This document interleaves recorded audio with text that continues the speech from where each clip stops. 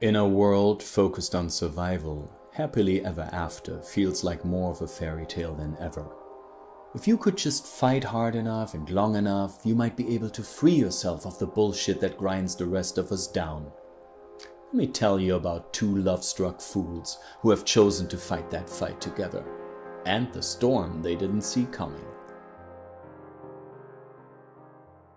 Wait, what? There's a storm? So we're actually going to open with just Krystina. So, Miss Andry, you are closing in on the meetup point that was sent to you by the network. What does she look like? If we're just looking at her across the street, what's she look like?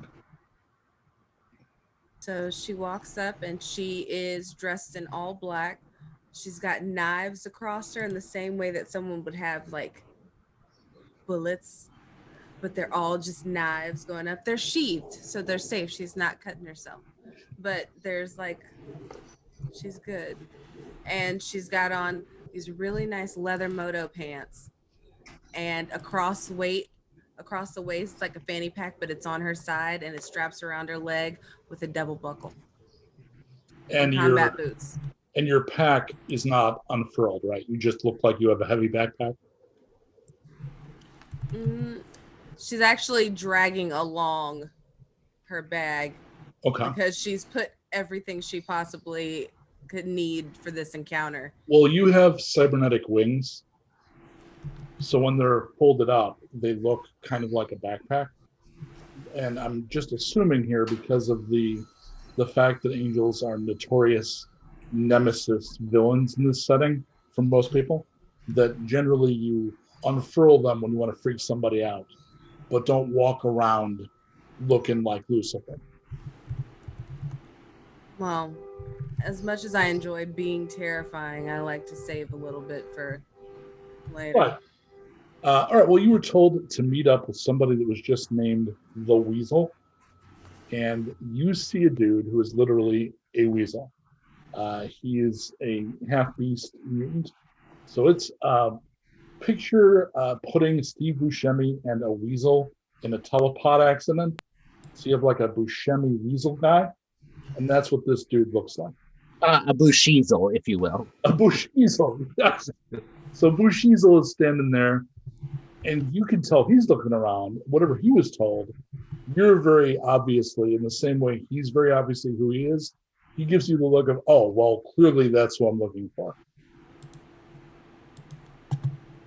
Hey, you Andry? Yes. Yeah, I'm Abbott. Okay. All right. So just make sure you let me get a word in edgewise. Okay. He pulls out a little, like, sort of a dongle, puts it in something under his ear. All right, I'm getting the download. Okay, so there's somebody up ahead. There's a settlement. Settlement's called Briarthorn. And apparently there's some dude in there they call the botanist. Oh, because he has a conservatory. So it's not a weird name. He's literally a botanist. They call him and never mind. And okay, so there's a chemist around here that's making drugs, and you use the plants to make the drugs, but the botanist likes to grow the plants but doesn't like making the drugs. So is there a condensed version of this story? We're supposed to fuck up his dog. The order is for cripple or kill. The dog? Daughter. I mean, I don't think it's the dog's daughter. Oh, I think it's the woman. Daughter's fine. I thought you meant the dog. No, that'd be fucked up. Oh. Yeah, okay. She's the sheriff, though, which is why I think they sent two of us.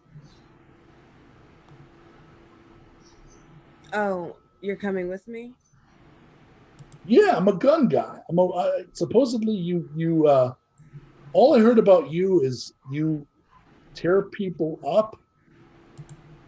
Did you hear that I work alone? No, I did not. You give me the goods, you go away. I do what I have to do. So you would like me to fuck off and just take my cut and just not back you up? Oh no, I'll keep your cut too. Yeah, that's a problem because I would like my cut. I use like that to it pay too. for goods and services. Well, I'm good and I like to be serviced. You win. And he puts his hands in the I might draw my guns position. How do you react to I yawn that? and that's when my wings pop up. Okay, so if you also pop your claws, it gives you an intimidate bonus, and I'll give you an intimidate roll. So you immediately become a darkly angelic killing machine. Go ahead and give me an intimidate test with one extra die. It's the 6. So just roll the 7 dice. You're looking for 6s.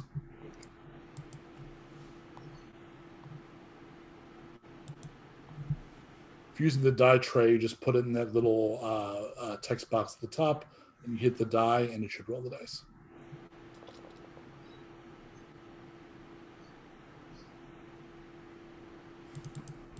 Oh, here we go. I'll hit it with the 6s only. There you go. And there's a 6. So Bad at this. his reaction, he does this, and he's almost got the Western, like the jazz hands fingers. You pop the wings, and he just puts his hands down. You know, alternatively, I could fuck off and never talk to you again. So she's gonna snap the wings back down now that he's properly intimidated and say, you know what? I could be in the mood for company. You have successfully achieved alpha status. I will follow your lead entirely because I am terrified of you. Thank you. All right. So you know I got a couple of guns here. You let me know if you want somebody dusted. Otherwise, I will just do what you want me to do. All right? Can you start with being quiet?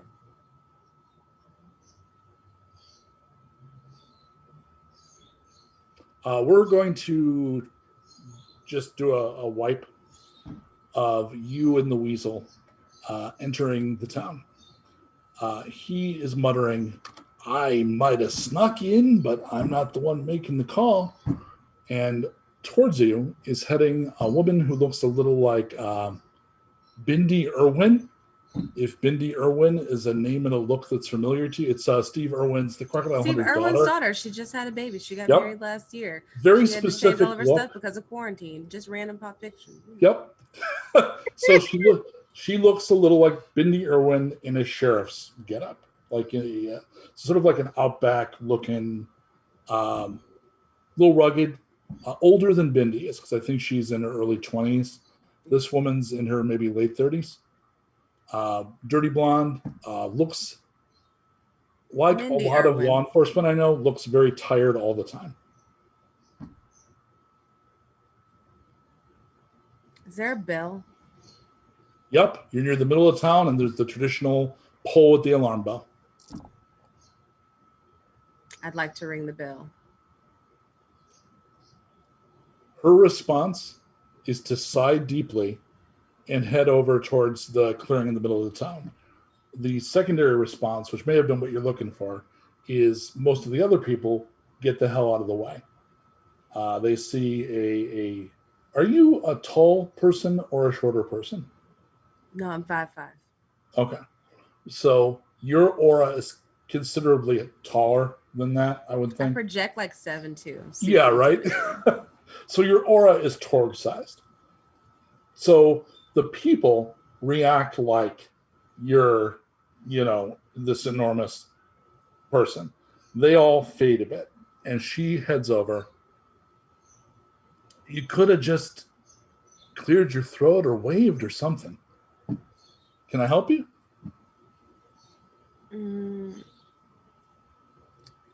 Bagman, tell her what we need. So your dad, botanist, he's refusing to grow. Oh shit! This. Look, they offered to cut him in if he grew some stuff. That bastard sells to anybody who wants it.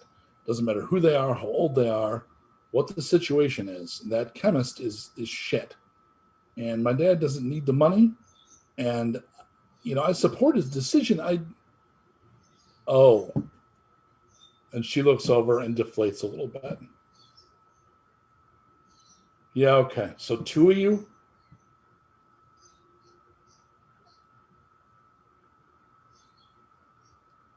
She undoes her gun belt and it falls to the ground. I'm not going to get into a gunfight with 2 enforcers. I'm not stupid. So what are your orders? Am I dead? Did I talk to my dad for the last time? Abbott looks over and he puts his jacket aside a little bit and kind of points at his gun. No.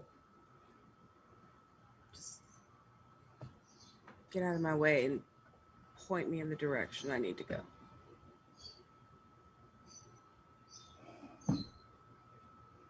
We were told cripple or kill. What's your pleasure?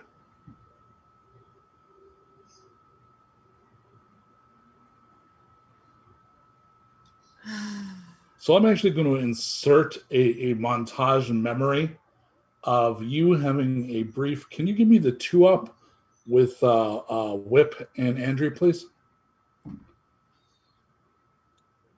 So I just want to say I didn't know we could ask for wings. I just did eyes. If I had known wings were on the table, they were out.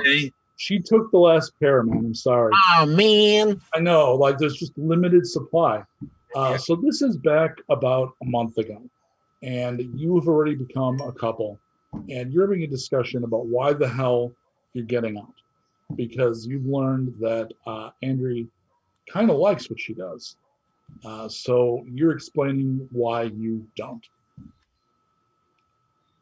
honey, I tell you, the problem isn't about the work. There's people out there I don't mind killing. And I know you don't mind killing either. The problem comes down to when somebody says, you gotta. I don't like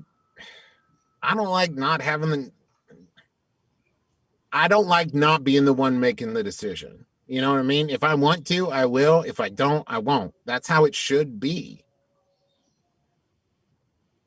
I've never run into that problem. I've just always been ready to go. Well, I mean, that's admirable, I suppose, but there will come a time when you don't want to. Does that sound possible? I mean, you didn't want to kill me. I mean, you did, but then you changed your mind. I could still kill you. Okay, yes, I realize that, but so far this is holding, so let's stay there, all right? I'm just saying, wouldn't it be... I'm not saying you can't kill, baby. Like, I fully support you in that. You know that. You kill real good. I'm proud of you. It's just, don't you want to do it for you? It's cripple or kill. But what if there was a third option, which was, what do you want to do?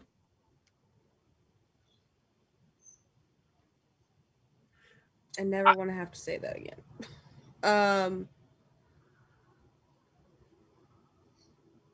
Here's all I'm saying. I'm just gonna kill. You are, beyond a shadow of a doubt, the most powerful person I've ever met. And I'll be damned, the scariest. And the fact that you work for somebody don't make a lick of sense to me. You are capable of anything. And I mean that, like, at any given moment, you are literally capable of doing anything. I cannot predict what you are going to do second to second. It is, see? At that moment, she's gonna pull out a knife and just like bring it within the edge of his throat. See, that is exactly what I'm talking about. I'm going to cut away from the foreplay And back to the scene where Andry is kind of remembering the conversation. She's also noticing the people in the town look afraid. And she realizes they're not afraid of you. They're afraid of losing the sheriff.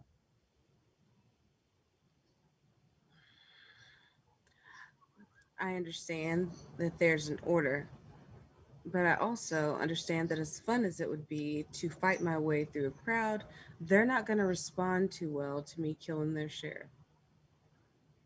So, would you like to walk out of here and actually be able to spend the bounty, or would you like to follow your orders?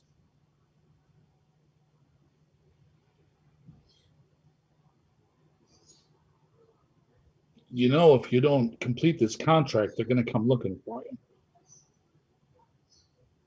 Doesn't mean they'll find me. Speed roll, please. Roll all your speed dice, add them together.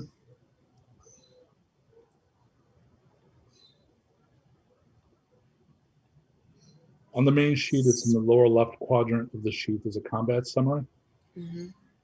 I think I should have this right. I need another monitor. Yeah, I have seven speed. I So have seven seven dice. speed dice. And that's 24. Okay. He draws his guns. You're faster. What do you do?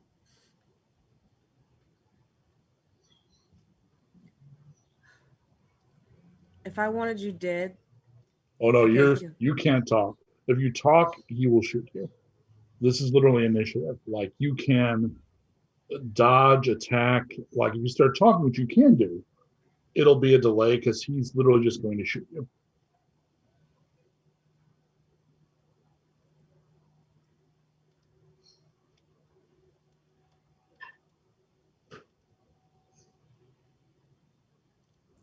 so she's good. But can I move at all, or is Sure, it just? you bet. Okay. And she's gonna pull out one of her knives and throw it at the sheriff. Okay, that's going to be a hurl throw check, which is 4 dice for you. Ironically, that's kind of Whip's best thing. He's probably been teaching you knife throwing. So that's going to be a partial success. You're going to roll 3 dice for damage.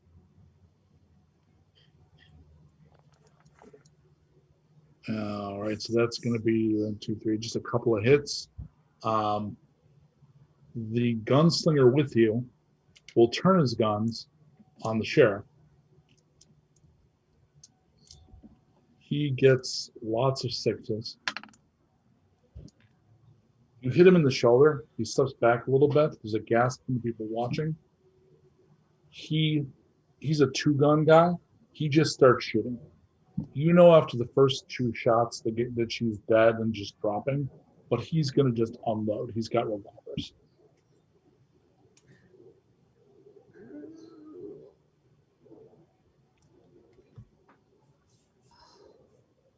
Is there any way that I can, like, he's not firing at me? I'm still Nope. He's making sure the sheriff is dead.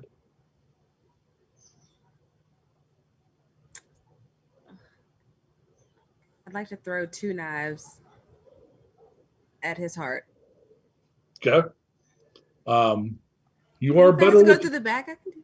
You're significantly better with your claws. Oh, great! Full scale Wolverine. Yep. Yeah, you have literally like golden age, like the stupid long, ridiculous ones that have to go all the way up the arm. Yeah, you can attack, and you get with those. You get roll melee. You have 6 dice.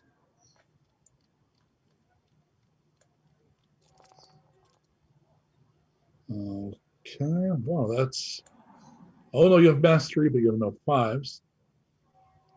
That is not ideal. All right, so that is legit a complete miss.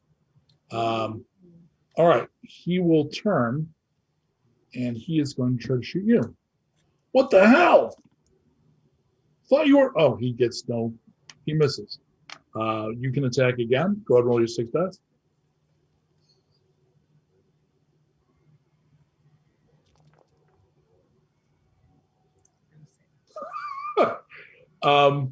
All right, so I'm This is completely up to you, Krystina. Is it possible that the reason she's missing is that something about this has thrown her? Or like, how would you narratively explain the fact that this dude should be sushi by now? Because just because someone is intimidating doesn't mean they can win a fight. So he backs up as he fires. He's planning, obviously, on trying to cover himself with the gunfire and run. Will you close with him and keep trying to murder him? How about a truce? You don't try to kill me, I don't try to kill you, and we just call it a draw. So he does that, gunfighter thing where he flips the gun and holds it up. Still halvesies on that? Yeah, of course. Look, that was a team effort. I couldn't have done it without you. You couldn't have done it without me. All right, I'll call it into the network. I'm going to do that fucking off thing we talked about. You have yourself just a dynamite day, all right? And he starts backing up. Do you want him to go?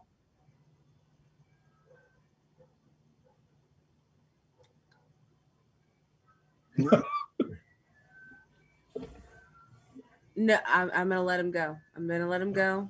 I've got things to do.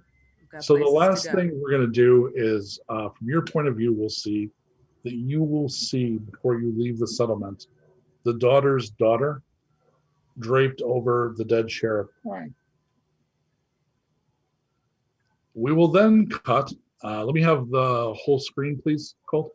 Wah, wah. Okay. So, Krystina, you're not in this scene, but we don't have a separate thing for this. All right. We are back. Exactly. It's like you're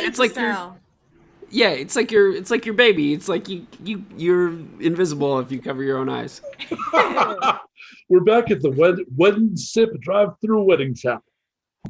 We see, we're not actually going to do the scene, we're going to see it from a distance.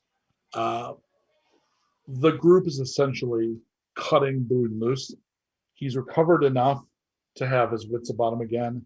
You have made him lay down the law that he needs to inform the network that they are going to have to stop going after Whip, or this will be the last time anyone is released to give that message. He seems fully in tune with it's not an implied threat, it's a threat. It's not passive aggressive, it's aggressive. Yeah. And he slinks off. We then return to the party. First thing, Torg, you have a Lil Ripper. The Lil Ripper, can I have the Ripper slide for anyone watching that doesn't know what those are? So a tiny bit of background. The party a few episodes ago ran across an adult one of these that had lost their mate.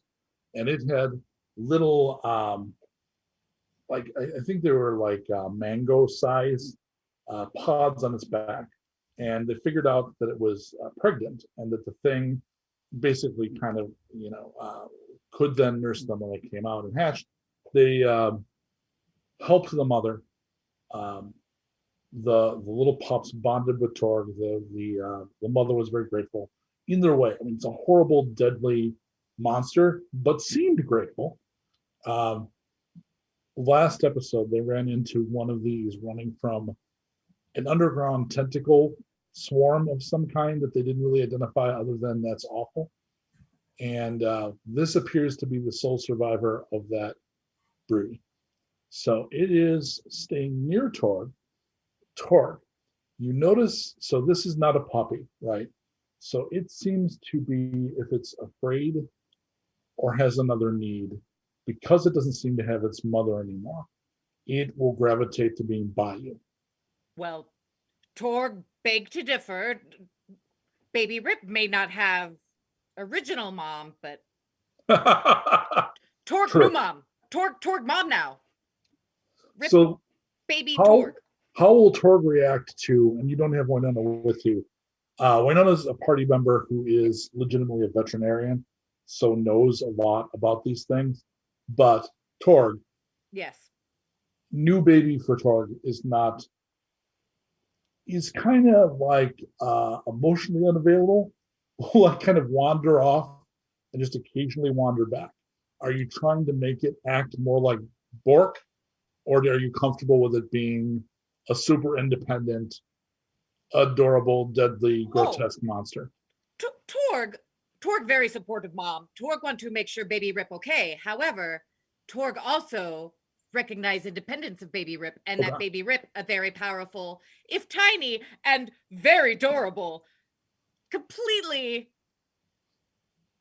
independent as well. So Torg like to respect both. So Torg a little sad when baby Rip not around, but no, baby Rip can. I mean, baby Rip survived family massacres, so baby Rip clearly hold on. Right. It's a particularly thorny orphan critter. Nope, not that. There's that O word there. Torg no like orphan. Baby Rip not orphan no more. Be aware that it's only me talking. No one said this to Torg. Torg just want to make clear that we not give baby Rip like a Rip complex. Yes. No complex. Does baby Rip have a name? Have you named baby Rip? I have not named baby Rip yet, because Torg wants to name baby Rip the way Torg names fists. Oh, okay. Torg is so like those, like baby Rip is like really strong. So basically, after the first thing that baby Rip kills rightly, Torg's gonna try to lead it, towards the path. Very, very like Indigenous American, it's commemorated of an event. Yes. Like exactly. It's gotta be okay. Right. So baby Rip is baby Rip until baby Rip achieves something, and then baby Rip will then be named. Even if it's massive fart, like it's gotta have a thing that tags to it. Okay, right. So far nothing. Right. So right now it's just baby Rip. So Pastor Craig goes up to Whip. Pastor Craig is a Gator man. So, sir, you going through with this? I mean, there was a gunfight and there were no, that's nothing. That's a Tuesday. Oh, all right. I mean, I am always here for love. Okay. But, traditionally you need a second person. I mean, I don't want to judge. Yeah. No, she'll be here. I mean, like your little monkey friend seems very fond of his gun. I didn't know if I'd already met your partner or the gun. I meant he might marry the gun. I see. I thought they were married. I don't know. Hey, Erik. Erik, are you married to your gun? You bet I am, baby. Okay, yeah, I thought so. Okay, because if not, I could take care of that. Are you legally married or like common law? What's up? It's common law, but I mean, I'm willing to do the deed if the time has come. Do you want to do like a joint ceremony thing? I do. I really do. All right, yeah, it's gonna be like a joint ceremony thing, I guess. He's gonna marry his gun. I'm gonna marry. I make brass rings by cutting. I've got a couple of brass tubes, and I cut them back there. I got a little machine shop. Okay. I got a big enough tube. I can make a ring to put around that gun. Yeah, I mean, we're kind of we're in target territory, frankly, but sure, sounds great. Ring for a gun. Why the fuck not? I'm in. Great.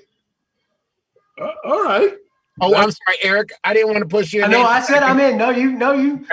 You've read the situation correctly, my friend. Well, I had thought I was wandering into an area of light and friendly lampooning.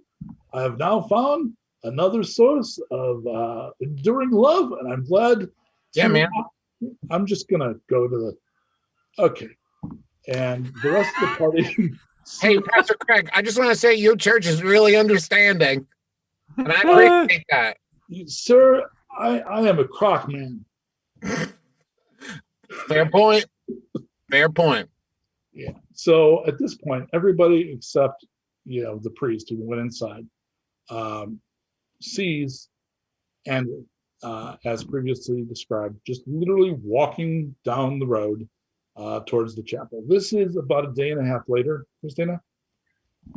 And you, of all these people, you are the most able to just walk around the waste by yourself. You're real hard to kill. So she just, you don't see this a lot. The party has been through the wastes a fair bit. And generally, it's more than buddy system. You want a group, but no, she's just walking with attitude. Has Whip seen her yet? 3, 2, yes. I throw some of my needles at her. He starts to zigzag, running at him, going straight for his neck. And I'm like trying to pin her down. I'm aiming for like anything that's touching the ground. I'm trying to pin her down as she's coming at me. No rolls necessary. Just go ahead and narrate that till you're done.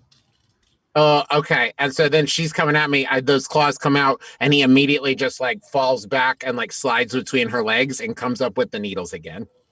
She turns around on her stomach and punches him in the back of the kneecap. Yeah, he goes down. He goes down, but he pulls a dagger from up here. And then she's gonna just like wrap her leg around his and flip his body, and then just like pin him. And he just starts tapping the ground. Yep. Ah, oh, damn it. Okay, I thought I had it. I missed you. Yeah, you did. I did. At this point, Torg is like welling with tears, and they start like falling down Torg's face, and Torg just goes, Torg, say that most beautiful thing Torg ever see. Torg overcome with emotion in the display of love Torg just witnessed. So for those of you who might be watching who weren't with us last week, our good friend Barrett is actually playing the AI in Whip's left eyeball. Yeah, the AI of my eye. And by the way, Barrett, in case you thought that nobody noticed that shit, points for the idea of Percival being freaked the fuck out as you're literally rolling around. Yeah. I don't like violence. Discovered last week is Percival. I love you. Was just like sick of seeing people die. I can only imagine what that looked like from the point of view the AI has. Yeah. Miss Andry, do you remember me telling you about the man who lived in my eye? You remember? I remember. You're getting good at jokes.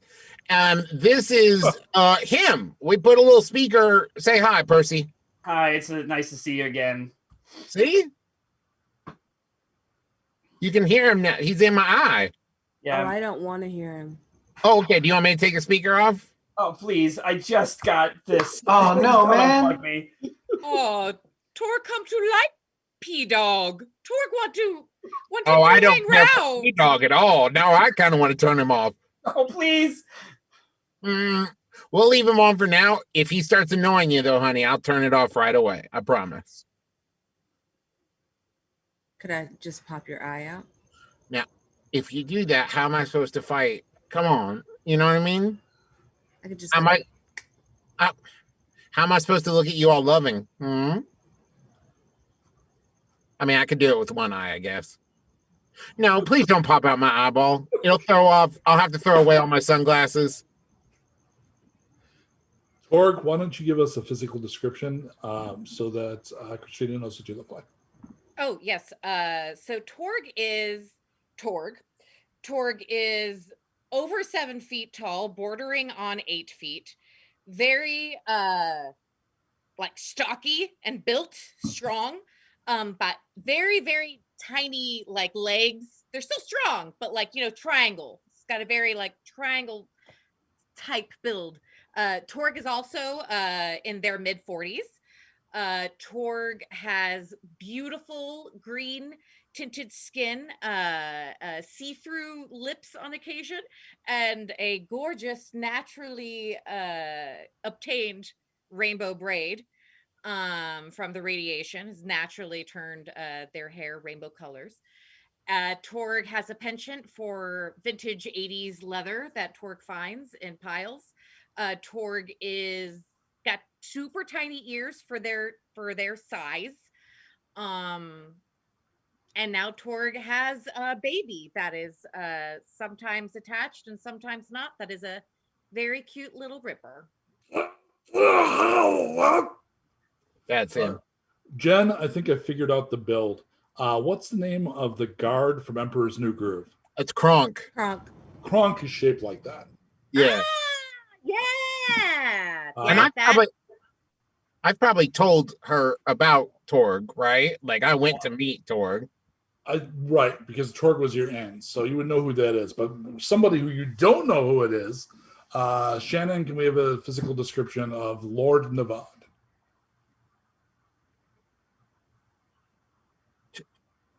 You are muted, my friend. Okay. Sorry, I was trying to be silent so I wouldn't laugh. So Navad is an 18-year-old, maybe like 6'4", 6'5", very lanky, edgelordy wizard guy with a little emo comb-over haircut, kind of shaved on the sides, wizard robes, denim jacket. He it's got like patches on his jacket and stuff like that. The most interesting thing, in addition to the kind of lankiness of him, is his eyes have mutated or been altered through his manipulations of the physical world into the skulls. They're little soulful eye things,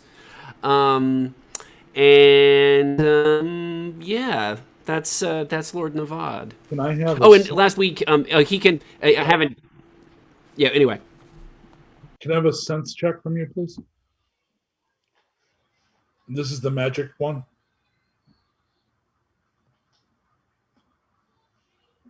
That is 4 dice for me. 1 second.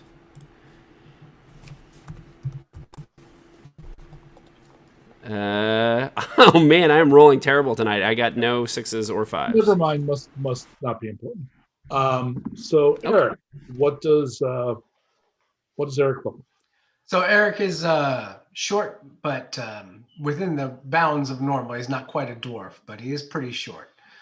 He's shaped a little bit like a barrel, except he's got really long arms, like way too long. He also has a third eye, which is why he's wearing this eye patch to keep his senses correct, because he's a gunslinger. He's carrying a giant shotgun on his back. What you might also notice about him is that he's wearing mod-looking clothes. He once got fascinated with the early 60s in England. He decided that was his vibe forever. So he's got that, but he doesn't know what that means exactly culturally. So he's got a little like a speaker in his ear that he plays music that remind him of that time period, but contained and are not limited to Earth, Wind, and Fire and the Spice Girls. And he's green. So there you go. He's a goblin. It took me a while to pick up on this as I've been traveling with him. He doesn't like to talk about it, I think, but he's one of them goblins. Allison Beauregard Crackshot, do you think that I don't know what a goblin looks like? No, I just feel really Wait a minute. I'm sorry. Is your name Allison? Yeah, I'm named after my mother. I'm a feminine junior. That's fantastic. That's the second time I've heard that expression in the last 2 days. Oh, have you been watching Ted Lasso? I have. Yeah, I've been watching Ted Lasso too. Yeah, it's great. Yeah, no, honey, I know that you can see he's a guy. I just want to make sure that you know. I mean, I've been hanging out with him, and you said you wanted to meet more of my friends, and so I wanted to introduce you, make you feel. I didn't think you were going to embarrass me in front of your friends and talk. Sorry, did I embarrass you? I didn't mean to. It's just not nice. Do you want to like knock me unconscious for a second? Yes. Okay. Whip goes down, puff of dust. And then it's like her. Then like a 3 count. Okay, so everybody, Andry, everybody. This is my beloved. This is my precious desert flower. I hope she lives up to the hype. This is the team of people that I have been traveling with for the last couple days. It's been weird. We played in an arcade. I'll tell you about it another time. But yeah, they got me here. Torg is my best Torg in the wedding. So Torg will be, up there for me. As my best. Torg's Did you all very, discuss the very colors? excited. Oh, I'm sorry, we did not. We're doing a color scheme. What? I'm sorry. What were the names of the colors? I want to do this as I'm going to give you 5 minutes. I would like, you can go in and out of character, but at the end of the 5 minutes, I would like a description of how the wedding commences. So I think, Whip's up there at the front. He's put on, it's called a nudie suit, which sounds dirty, but it's actually like a very sequined, rhinestoned Western thing. If you've ever seen like Buck Owens wore a lot of nudie suits. So it's like very done, still with all the needles, but they're like platinum with like rhinestones on top. It's all done. He spent a lot of his money on this suit. You can kind of tell. And he's standing up there with Torg. Anyone else have anything they want to contribute? I literally could sit up here and describe the whole thing, and I don't want to monopolize it. or do we want to just go ahead and let Travis put himself under the bus? And I'd like to talk to my beloved for a second about a couple of details. Yeah. Did you find any hunter green napkins? I got evergreen. They didn't have hunter green. They had evergreen. Is that okay? It was. I asked. I went to like 5 different stores. They looked at me funny at every single one. They had evergreen. I got the doves. I got the doves. I got the doves. I got the doves. I got the doves. I got the doves. I got the doves. Buttercream napkins. You just can't get to buttercream napkins. I got the doves. How many? I got 24 white doves. Did you dip one in gold? I'm gonna go with yes.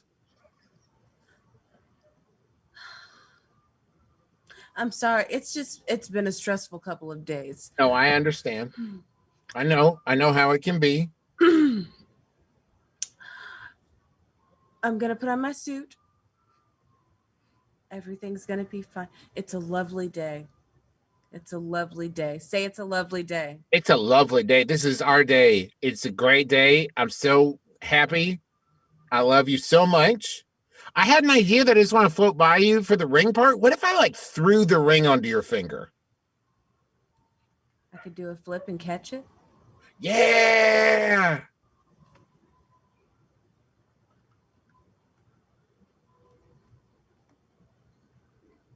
I like it.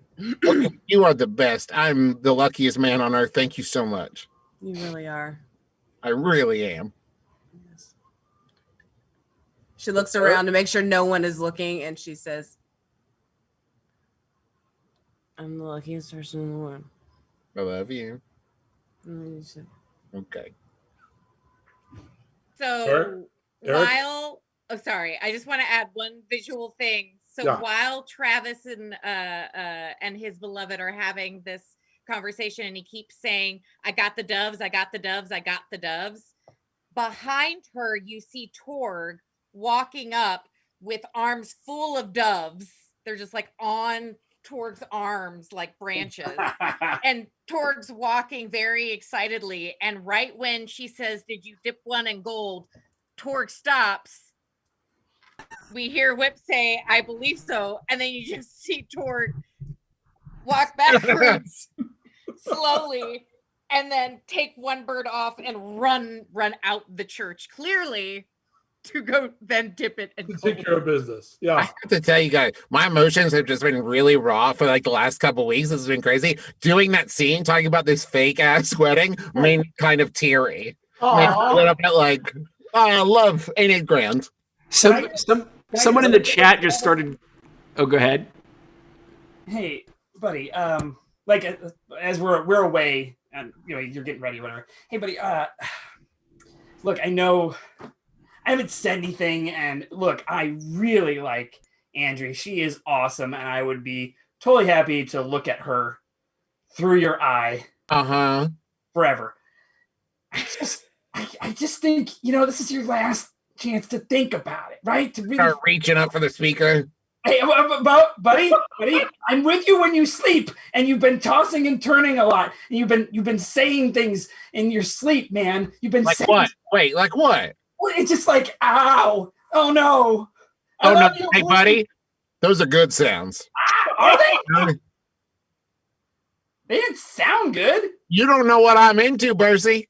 Well, you do. You're there, but I can't see your dreams. Percy, you know what I'm into. Yeah. Yeah. Yeah. Eric, Can I get a 2-up with me and Navad? Yep. I think so. He wasn't prepared for that one. The Gator Man comes to you with the ring, so it's big enough that you could actually put it over the barrel. Oh, yeah. You hammer it in place, so it'll be like a ring on Karen. So man, look, I'm gonna need you to walk this up with this pillow with Karen on it for me, because I don't want to spend so much time with her like right now. I want it to be like we're looking at each other fresh for the first time in a really long time. Okay. Okay. Like, Torg's busy with a bunch of gold doves, and the eye can't carry nothing. Just one dove, please, for the love of God. Just one dove. I'm thinking maybe like you come in and you present her to me like you're I don't know, like a cousin, and then I will take her and put the ring, and then we'll shoot something fun to commemorate. Hey, look, Erik, are you just getting caught up in the moment, or are you really marrying Karen? The fuck, man? Of course I'm marrying Karen. Okay, all right, okay. Do you think I would go to all the trouble to name and to bond with a loved one the way that I have, and not display my intention to spend the rest of my life with her? Do I not seem evolved enough to you? I mean, of course. Like, okay. Like, I just, I just thought that you would, like, I didn't know that. Look, I'm young. I didn't know you could just like marry stuff that you like. Man, you better get a clue. Okay. So we're going to pull away from the glorious fact that Erik just, in the background, we hear a horrific sound of a bird squealing, kind of like a lobster dropped in a pot, as gold and feathers and flesh meet in a horrific chorus. Torg, this is not the result maybe you had in mind. You found a way to melt down some gold or brass or something shiny that looked like what you think you wanted, and you dipped the bird in, but it didn't like come out like you painted it because it freaked out. So you end up with like the feet. You end up with the feet, which don't have any gold on them, obviously, and then the bird is all like that and kind of hardening. So you've got this like freakish golden talisman of a dead bird. That's what I expected. Wait, what did you expect? That exactly what Torg Sounds expect. Good. Okay. Yes. Yeah, it's just a silent scene of Torg holding it up to Whip and Whip going. And also, and then the bird is. And then a thing that Whip needs to know, I mentioned it briefly, but Torg names their fists after their last kill in to commemorate them, not in like a evil way, at least not to Torg. To Torg, it's a way of honoring their last foe. You know what I mean? Right. And also the ears that Torg wears. Torg has a lot of other things hanging off of them, and those are all parts of Torg's previous kills, and they're like shrines in like, you know, celebrating their loss. So even death and like gore for Torg still has respect, and so, you know, Torg wears them. So to say that, so after Whip gives Torg the thumbs up, Torg then just holds the golden bird corpse in front of their face and says, "Now Torg will name Golden Dove," and like drops the dove, and now Torg's new fists names are Golden and Dove. It's beautiful. So can I get the rest of the description kind of fast, because I think we've landed on sufficient wedding, but let's get a closure on how that wedding comes down and wraps up, either Krystina or Travis. I haven't even talked about my wedding outfit yet. Yeah, you tell me about that wedding suit. Yeah, I was. The bag that I was previously carrying and dragging behind myself, when you pop it open, there's wedding decorations, there's plates, there are like all of her accessories.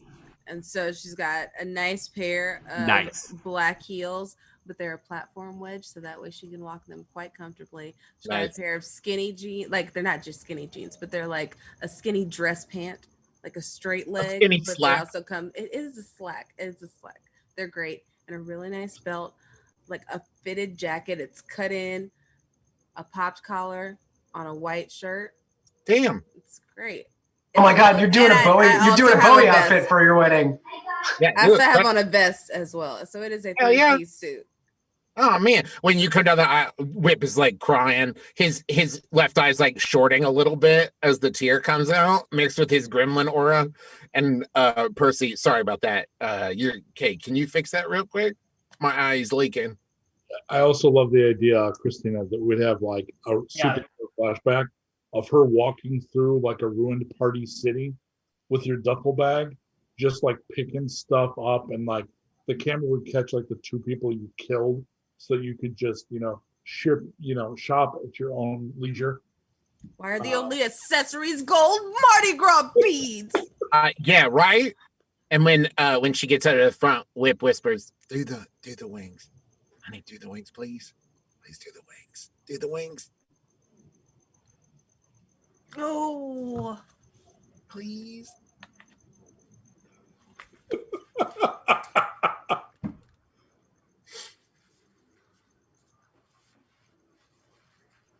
Y'all gonna love this. Oh, just give her 1 minute, okay? Y'all gonna love this. Yeah. Oh. Oh, there she is. Oh, we see him. Yeah, it was worth it. Her cybernetic wings. Y'all thought my eye was cool. She's got wings. Wings. Craig, with a suit, kind of loses it a little bit. He has not decided whether this is something he's willing to write off as cybernetic. Crocodile Dude is having a religious experience. Oh, Crocodile Duty. It's all right, man. It's fine. It's cybernetic. It's metal. Clank, clank. See, metal. Metal, my man. But the Lord acts in all kinds of ways, including through the machines that we craft, inspired by his presence. I mean, sure. She's not, she's my angel, but she's not an angel. Man-made. Allegedly. Still an angel, brother. So at this point, Whip pulls out the ring. It's huge, because why not? And flips it up in the air for her to catch upon her finger. She runs and does a flip and jumps up for the ring to slide down. Nice. And we probably need to clean that whenever we get a second. I should have cleaned it before this, if I'm being honest. It's got Doesn't matter, it's on there now. You I know. got me. That's right. You ain't getting away now. Oh, There's a goblin with very long arms coming up the aisle. Is it Erik? Yeah, behind you. Is it me? It wasn't Erik. I'm freaked out. Me too. It is Erik. He joins you up front. And then, Excuse me. The VOD comes down the aisle. Wait. They're kind of in the middle of their like reverie. Yeah. And I have obviously timed this a little bit too soon.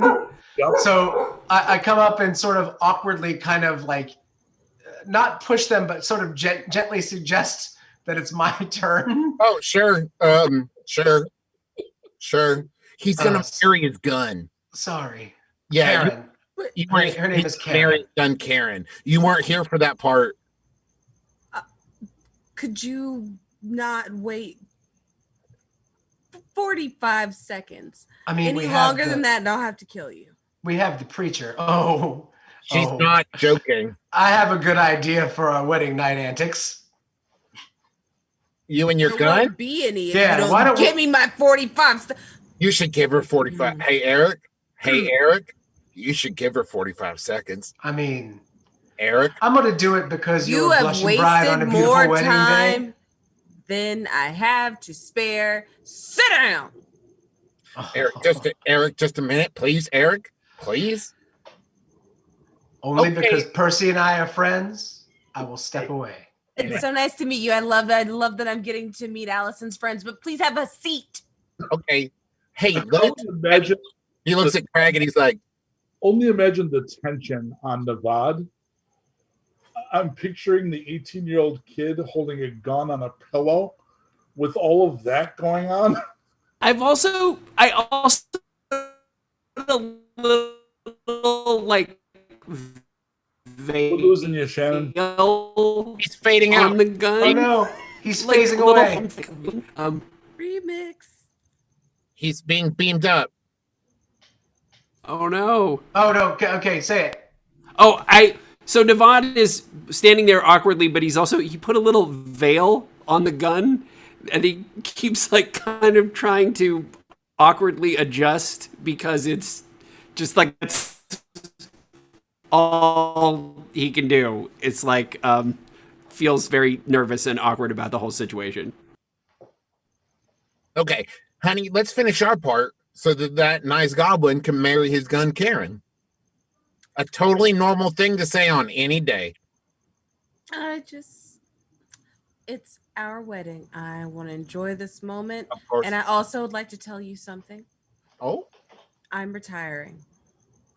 really? Yes. Well, I am proud as hell. I support any career decision you want to make. It's such a good idea. Hey, Percy? Oh, Yeah. wait. You said, okay. Yeah, no, thank you. Yeah. I was ready to yell at you, but you were agreeing with us. So Yeah, I'm proud of both of you. thank you. Yeah. Okay. Yeah, no, that's fine. We can figure it out. We'll just kill for fun. There is a burst of 23 beautiful doves and one that is shiny and not beautiful that makes a clanking noise. Whip pulls out 12 needles and throws 12 needles at 12 of the doves. Did you use a gold dust? Gold dust. Gold dust. Yes, it's just a light sprinkle of glitter and dust. Gold dust. Yes.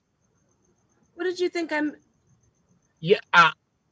You know what, baby? It's our special day. Let's not worry about what I thought you meant, but we aren't going to get our deposit back on the doves. Remember in the book that we read, it said that we need to work on our communication. Absolutely. Working on communication means that you listen when it's gold dust versus dipping in actual dove and gold. No. And I think that's just something we need to... But it's okay. We've got plenty of time. We'll talk about that later. Yep. No. You know what?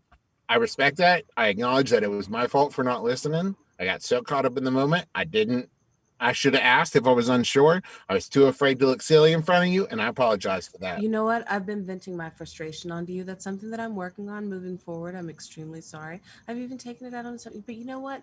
It's growth. It's a process. It's something we're working towards. It's a stressful day. I totally understand. Communication can only get better. Do you want to finish getting married now? Can I put my hand on your butt? Of course. All right, deal. It's Missouri Senate, but that's actually required. Yeah, Ah, that's the law. it's tradition. It's tradition.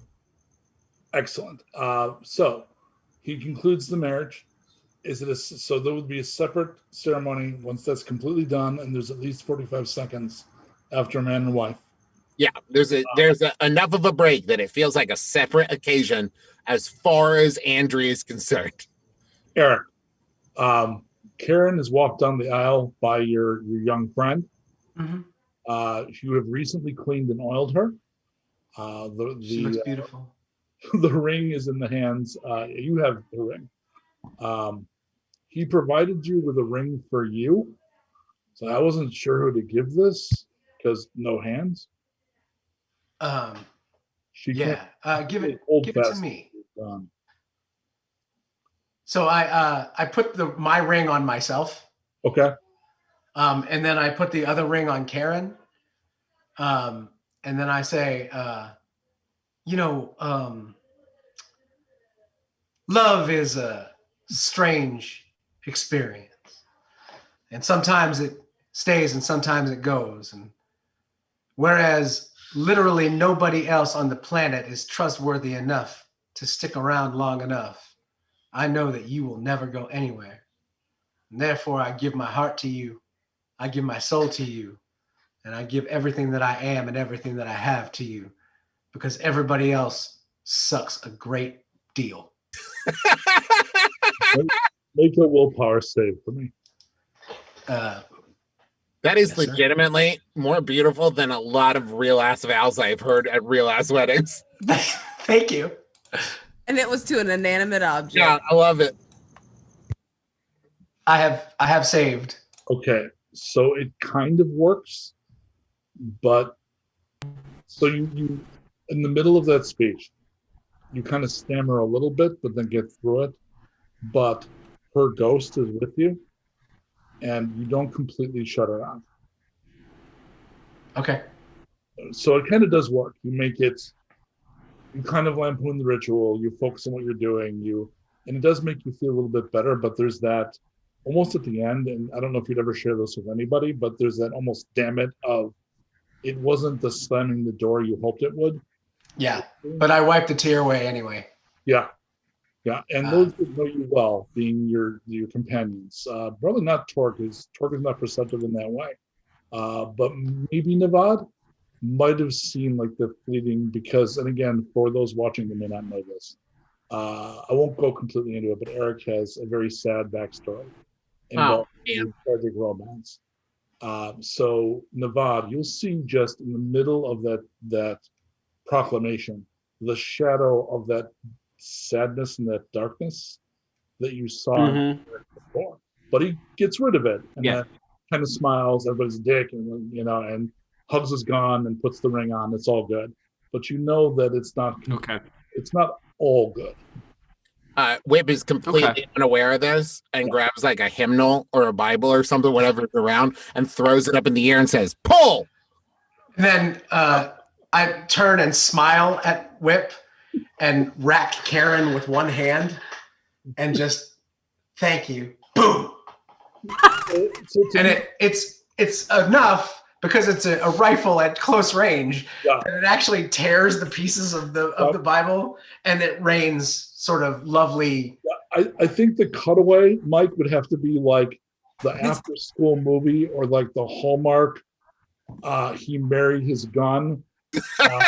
That classic movie. Yeah, we're really close to this being a Guns N' Roses video. Yeah. It's Guns and Guns, actually. Guns and Guns. So we're going to cut to you guys being on the road together. You've explained to Andrew, although you kind of knew this in the setup, that one of the reasons you're traveling together with these other people is because you both made enemies by not taking new jobs, there are people after you. So, for example, last session, there were a few people that came after you, including a wannabe make his name kid gunslinger who you did a Karate Kid montage training. If Karate Kid was Mr. Miyagi helping him for 15 minutes, then yeah, we absolutely did. Right. Well, and I don't know that he's necessarily going to stay. He might have decided this is not for me because he kind of did a montage of showing him why this is not the job for him. But that's why you're with these people. Can I have the slide of the road, please, Colt? The road. Yes. Slide 2. What's going Out the road. There you go. So you're headed up to you whether you decide that maybe that's bullshit or whether you believe it when Whip tells you. But they tell you that he does actual magic. Torg is apparently a ass kicker, but your entire experience of Torg, because there hasn't been combat, has been a big sweetie. Like Torg is the sweetest Torg that ever did Torg.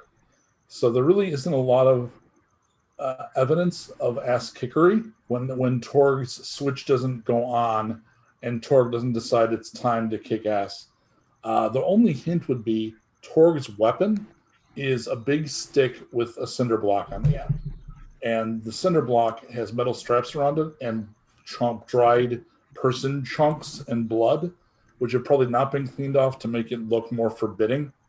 But that, unless Torg is an incredibly talented cosplayer, it's pretty clear that Torg kicks some ass.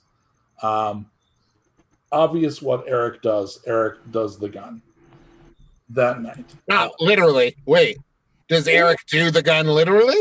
I mean, maybe tonight. So Red that light night, special. we are. How fast would you be able to do a 1-up on Shannon for me, Colt? Is this still the same night? This is our wedding night? Yes, you've gone away and then you're doing camp. You would want to do that. The Gator dude would probably be okay with you staying there. But considering you're all professionals and you know that there's shooters after you, you would want to draw that away from the guy. Yeah. Also, I would say it being Whip and Andry's wedding night, we wouldn't want to destroy the church in our passion. We'd want to be out in the woods, destroying the woods. That would be the thing. There's a lot of fighting. There's a lot of throwing things. You'll have your own camp a little bit aside, at least this night, right? Like the two of you would camp a little bit apart. How you doing, Colt? Good. Okay, cool. Yeah, we got Gray again. So Nevada. Yes. You're asleep. Okay. That's the point in your training and experience that, unlike most people that sleep, unless you've got like training in manifesting things in dreams and doing like conscious dreaming kind of stuff, mages get to the point where they know, yeah, this is a dream. You know that you're dreaming. You're aware in your dream. Okay. You're at a campfire, very much like the one we see at the intro all the time. Okay. Across from that fire is somebody looking like you, but has the head of a Wendigo. Okay. And is coolly regarding you across the fire.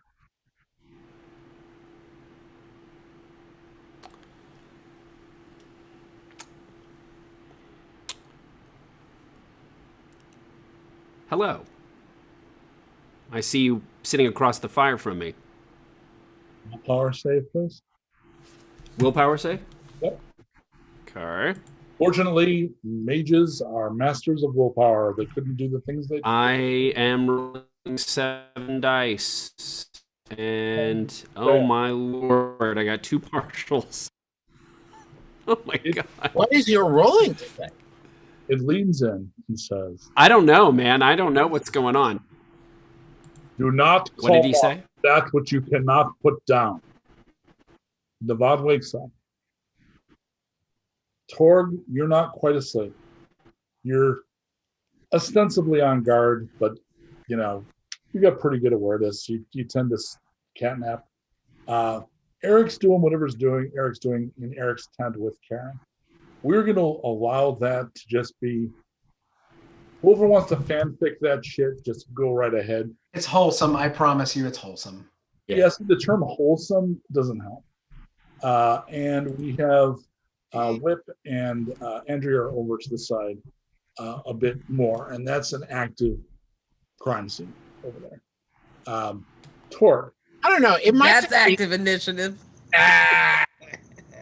See, Roll that bolt of seduction. I was about to say it was just very romantic. And then Krystina was like, That's actually kind of sweet. Shut up with your romance. yes, dear. So, Torg. Navad has been tossing and turning a little bit. Navad sits straight up.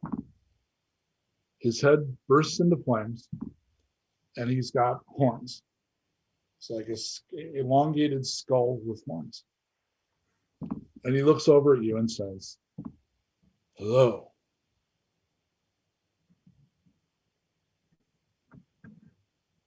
Say hello.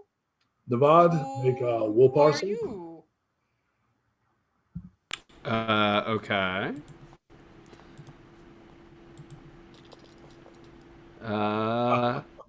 Oh my God. Wow. A partial. It Jesus, doesn't- what is happening with my rolls? So Navad stands up and walks over. You are Torg? It's Torg. And we're friends, right? Torg is friends with Navad. Torg not sure who you are though. Wisdom save? Oh, sorry, which one? Wisdom. Oh, this is all on Shannon. Oh, Willpower. It's- willpower. Okay. I run D&D 48 times a day. My brain. I got you. Sometimes. No worries. No worries. I'm going to roll for good this time. Yeah. There we go. No, just a partial. Jeezy teeny, what is happening? I am. I'm sorry, what now? What was that exclamation that you just came up with? Jeezy. Oh, That was the most Jeezy. Midwestern thing you've ever said. Oh yeah, that's my Aunt Ellen coming out through my voice. That's a phrase that she was saying like since the 70s. So Yeah, I'm sorry. Jeezy teeny. That's the Iowa boy in me coming out. Jeezy teeny. It looks over at Torg and says, "I am everything he can be, but is afraid to be." Why, Navad, afraid? Are you bad for Navad? It laughs. You don't get shook easy, but this laugh chills you a bit. Just for anybody studying storytelling out there, if you ask somebody, "Are you bad or evil or anything like that?" and they laugh, it's a yes. I like the idea of cutting literally to Travis, not Whip, and like a big, Just like pop in the corner like Yeah. like Stan Lee. like Hey, it's so Hey. like a whiteboard. Natch. Got like the elements, like you've got the hero's path blocked out, and you've got some lines drawn. are you evil plus ha ha ha equals yes. Okay, now back to the story. It's We'll very parse it's very Ghostbusters. Yeah. What?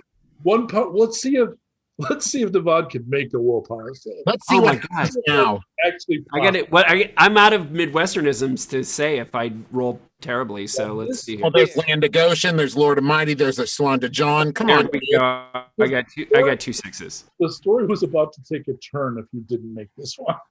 Okay. Woo!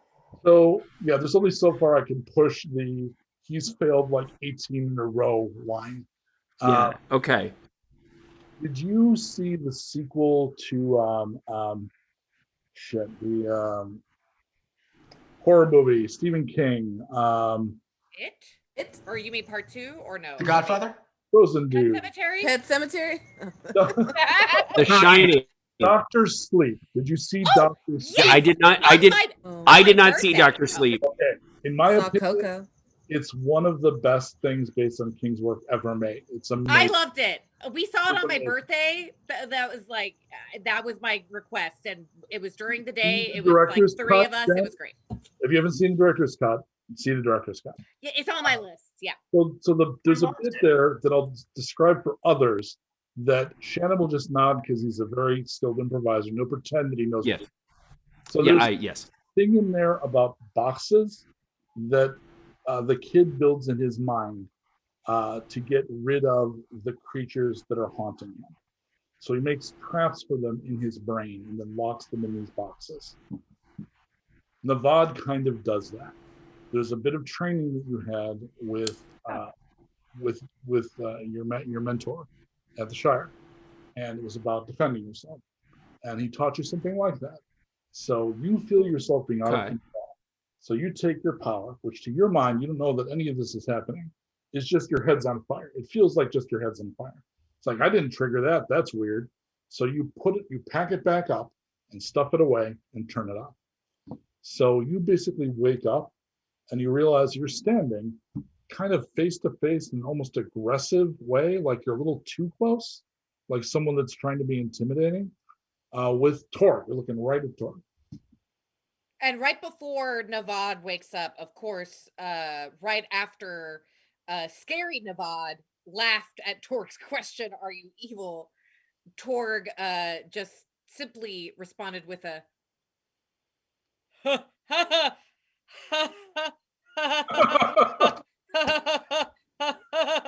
and just starts nervously laughing because Torg doesn't know how to be scared, and, and I Torg get is it. like, this is new. Yeah, Navad, you see that, and that's clearly behavior you've. Yeah. Wow. Hey, Torg. Navad?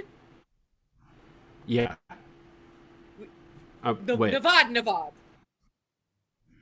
Yeah. Oh, it's me. It's me. What did you see? Do you not have memory of scary evil taking over Navad? Oh, you could see that stuff? Torg also talked to evil entity, and entity just laugh at Torg. Torg feel new weird feeling Torg not used to feel at all. Torg not know Torg not know what to feel right now. But he gone, right? Gone. It's gone. It's you. Please tell Torg that you Navad. It's me. It's Torg. It's me. It's me. It's me. Okay. I locked him back inside. So you know who just came to Torg? You aware of scary demon face inside? So I'm Mike. This is a GM question. I have a memory of this. Nope. I know that you were no. across the fire. You saw him across the fire, and then you were staring at Torg. Oh, okay. So I have no memory of this. Okay, so I'm gonna rewind that a little bit. Yeah, I don't know what happened. Oh, well, what happened is what Torg just say. Scary Navad, that clearly not Navad, approach Torg, ask if Torg friend with Navad, and I say yes, but you not Navad, but our ask is this not Navad, evil or good, and just like Torg say, Torg feel very weird. Torg not know what this is. It's me. It's me now. It's me now. We're fine. It's okay. Okay. It's me. Okay, but okay. I'm awake. Understand, Torg just trying to explain what Torg just experienced. Because you say you not remember. Thank you for telling me. So, Torg still want to know, have you previous knowledge of scary evil inside Nevada?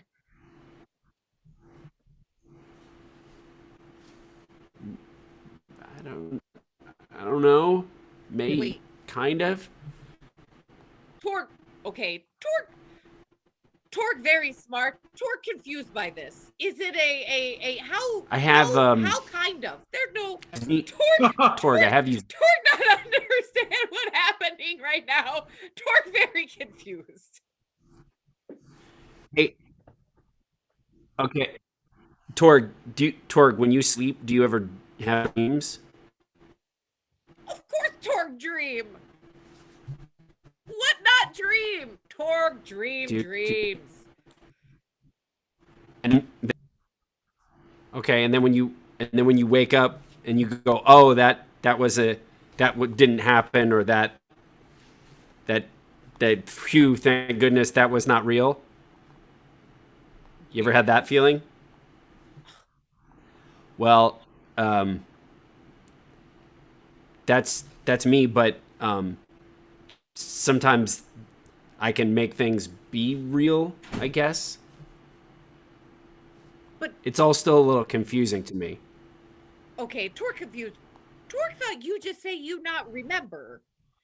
And usually in dreams... I don't remember what happened, but...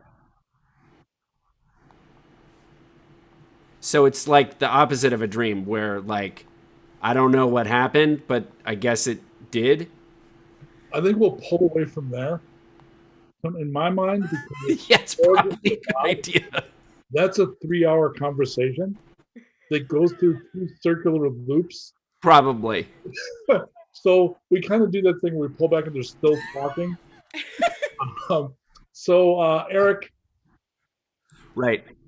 You spend the night alone with Karen. I'm never alone, my friend. Yeah, that was what's that called? Like a jumbo shrimp? What's that called? Where it's 2 words that mean the opposite. Prawn?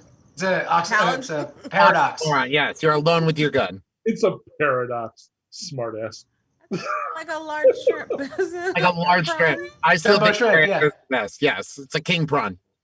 So Whip and Andry, is your night in fact surprisingly tender, but you would never admit it, or is it playful and raucous? I don't need details, just a sense. I'm going to. Well, I'm just saying, if you're talking, I'd like to say it was a lady never tells. Yeah, okay. But I'd like to say it was a proper mix of all the good stuff. Yeah, let's go with that. Yeah, that makes sense. Whatever you imagine, yes. Was there patty cake? Yes. Was there high fives? Yeah, yes, absolutely. We played 2-person Duck Duck Goose. We did the electric slide and the cha-cha slide. The wobble. Yeah, absolutely. We did it all. You know what I mean? 9 tails. What? Yeah, we're adults. That's fine. We used same consensual. We were chill. Yeah, we used the last of the paper towels, and we didn't replace the roll. If you know what I mean. And then we had some eggs and bacon, and it was great. I even tracked down gushers. Yeah, we had some gushers, and our heads turned into fruit. Because of the radioactivity, our heads did actually turn into fruit for a little bit. It was horrifying, but we were into it. Mark's red cream soda, had to track that down. Yeah, we got a task. Yeah, whoo boy, we did that. We watched some old episodes of International Guts. Aggro crag all day. What I'm getting from all of that is you go into the tent and you both come with bags of crap. It's like, let's do this. 2 days later. Montage. Yeah. I hope we had some protein bars or something. There've been a couple of diet bars, but you're not going to want them. A couple of attempts that didn't follow through because people came looking for you saw Torg and Andry and Whip, and honestly, Erik and Karen, because guy with a big gun, and they noped out. So people that clearly had contracts just didn't even get close enough to bother fighting them. A couple even kind of went like, and we waved back. We're on our honeymoon. It's a great vacation. Thank you We'll for still not making kill us you. kill you. Yeah, we'll kill you if we have to. Look at that Well, growth. Do you see that growth that said, look, don't make us kill you? I And he's do. I saying really we don't want to appreciate kill that. you. Yeah. We're going horseback riding in the fjords later, so if you could not make us kill you, that would make us late. Thank you. I made a picnic. There's Twinkies. Favorites. Honey, you remembered. You did. travel 5 days. Nevada, the presence does not return. You apparently successfully locked that back. You are aware that during the trick again will unlock the box. So when you did the scary head, you unlocked, which is kind of what Merlin talked to you about. And apparently that came with more than just the scary came from somewhere. As far as whether that's something from someone else or just your darkness, you don't know enough about yourself and your abilities to know. That could just be you. Okay. All right. Or maybe I have the nine-tailed fox locked inside of me like a little ninja boy, and I've got to learn to coexist with him. Man, if you're planning on dating again, you're gonna have to not say that out loud anymore. Yeah, that was upsetting to hear. A little ninja boy that lives inside me. Although again, everyone is someone's kink. I mean, maybe somebody when you say, maybe I'm a little ninja boy with a dime, somebody just lights up. I don't know. That actually, I just got. Oh, what's that? Yeah, I'm just hearing. That's actually nobody. That's the first thing that's a nobody's kink. Oh, so you Google whack that shit and nothing? Yeah. Yeah, you should actually like trademark it, Shannon. That's the first thing that's nobody's kink. Can I have some like a Naruto tweet? Okay. Yeah. You're also gonna have to throw that in chat because we can't see it. Otherwise, the players it lacks impact if all we see is green. What are we doing? I'm showing you something right now. Ooh. Okay. The Aurora Borealis. It is, but it isn't. I used a photo of it because it's close to what I wanted and ran out of time to do a Photoshop job. So this will have to do. You see the sky starting to turn an odd sort of color. That looks to be a red storm in the distance. A rad storm, like a radiated storm. Correct. Not like a radical storm. Those are better because then people spontaneously break out in song. Yeah. No, this is it kills people. Oh man. Fortunately for Erik, red storms aren't much danger to goblins or trolls because they're already about as mutated as you can get. The rest of you, though, if it catches up with you, are likely to get very sick. Are there areas like buildings or something that are safe? Is there a place we can get to weather it? Inside is better. Underground is even better. The more, I mean, it's literally just radiation, right? So the more layers you can put, earth is good. It also depends on how intense that storm is. And you're all experienced wasters, so you would know. Some of them, like fog, are low hanging and some are higher up. If it's higher up, it'll make you sick over time. But if it's low hanging, it is literally like radiation that will sear your flesh. And it's hard to tell from a distance how low hanging that storm is. Got it. So you start looking for a building or something, Whip? Yep. Okay, the only real building that's not just, a lot of the buildings in the ruined areas are just ruins, right? The chunks of building, not a lot of protection from that. So the only semi-solid building you see is about a quarter mile that way. Oh, that way? That way. Okay. Yeah, you don't have a proper digital compass with you to North southerly. We're going north southerly. North southwesterly. Yeah. So, are you going to all hustle the direction of whatever the hell that is? I vote yes for Whip. I found a building over Percy. Is this building solid? Is it good? Scan it. So I need a 4-die roll from Barrett. Okay.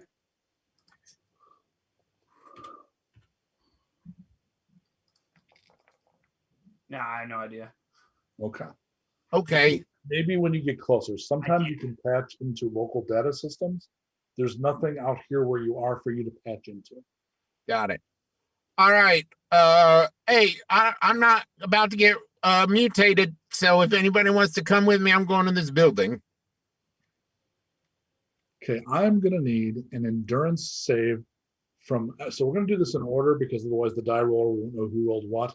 So we're gonna be rolling endurance saves. Let's start with Navad. Okay. Endurance save. I'm not only going forward, Dan, because I know what your endurance save is. I'm a 3. I got wow. Okay, now I'm rolling good. That's all your. Yeah, that's the part of being 18. I remember that shit. Yeah. Okay. There we go. Yeah, Erik, and you don't need to make this save at all. I do need one from Whip though. Endurance save. You made it, no problem. Torg, I need an endurance save.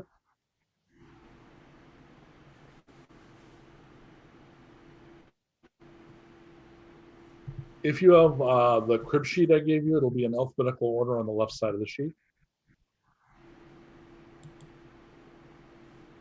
Jen, you are also muted. Yes. Sorry. No, I knew what it was. It was just the dice roller wasn't cooperating. Oh, and it just disappeared. Did anybody see that? Nope.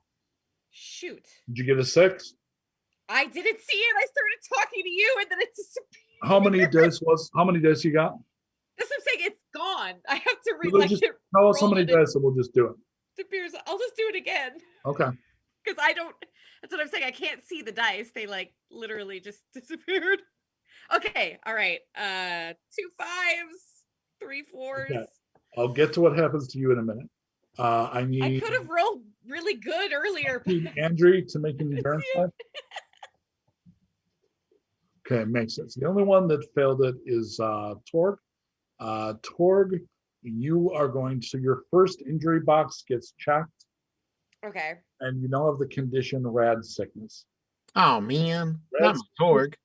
Means that your recovery is slowed to 1 injury per hour, and only when out of a rad zone. Okay. So now it's harder for you to recover and you feel sick. So you're heading towards the building. It's getting closer. There is a hot wind that's kicked up, and it's becoming obvious it's actually a low-hanging red cloud. Will you break into full-out running at this point? Okay. Yes. So I'm going to go around again. I'm going to need athletic tests. So let's start with Navad. I'm going to, again, it's athletic. I'm going to call it, you don't get Lord. It's Navad, what's your athletics? What do you mean? Run jump. Run jump is I'm terrible at it. I'm a 1. I'm gonna roll. It's possible.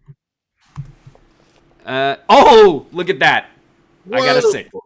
Again with the stamina of the 18-year-old. He just runs and runs. Yeah, there we go.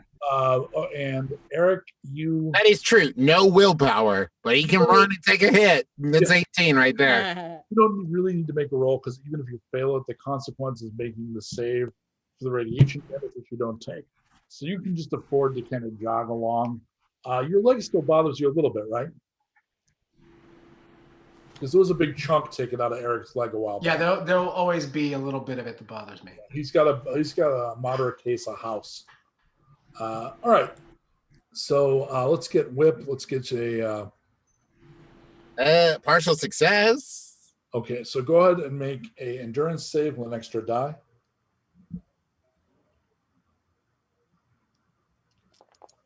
Hey. Oh wow! Your first injury gets checked. You now have rad sickness. No. Torg, make your run roll. Mike, sorry, which one? Run, jump. Run. Okay. Yeah. So I didn't hurry up. Page.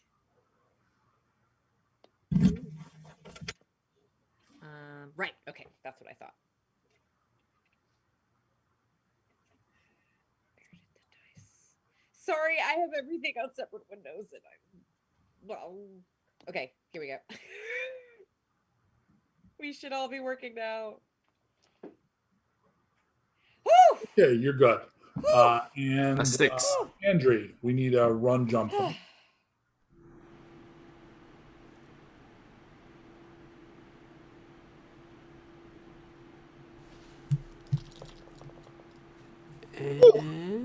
Ooh, wow. Oh, amazing. All right, so I need an endurance save from her. We both stumble. Ronnie, how romantic. You guys were holding hands too much. That was I tripped. I tripped and I pulled her down. There's no such thing as too much. Oh, that's a good save. All right. The group arrives at the building. However, the building is remarkably intact, and the door, a lot of the doors in areas like this where there's ruins are hanging off. The first thing that happens, the door frames go cockeyed and doors pop. So having an intact door like this is unexpected. I'm going to have the party basically run up to the door, realize it's closed while the radiation storm is closing in, and I'm going to call for Whip doesn't stop. Whip just charges it and like full on runs the door. I will stop him 70s leaping towards the door because my next word was biopic. Okay. So we'll be in the air, and we're going to take 5 minutes, and we'll be right back for the conclusion of Whip hitting the door. Thanks, Colt. Okay, so I think this is the first time we've used this rule in the stream. So I'm going to briefly mention there is a rule in the now published Nuke rule book, which you can get for yourself at DriveThruRPG, $4 for the first 30 days of release, called cinematic actions. So cinematic action lets you do big over-the-top stuff, like if you're not a particularly beefy guy and you do a jump kick at a secure door, open to just go through it. That would be a cinematic action. You then make a test, and if you can get 2 successes, two or more 6s, you succeed. You'll do things you couldn't normally do. You'll do them with a flourish. The risk of trying it is if you fail, you botch, which means there's consequences. So what you've done is you've attempted to do a cinematic strength check against the secured door. So go ahead and roll your strength. You're looking for 2 or more 6s, or something might happen. Okay. I got 2 6s. Wow. All right. You crack the door and go through it. So Whip is now inside the building. Oh, that was cool, man. That looked really cool. Hey, thanks, dude. I thought it looked cool, but like I didn't want to say it felt cool doing it. It really looked cool. Okay, cool. That's my baby, and I'm proud. Thank you. So you all head in. Yeah, that was cool, man.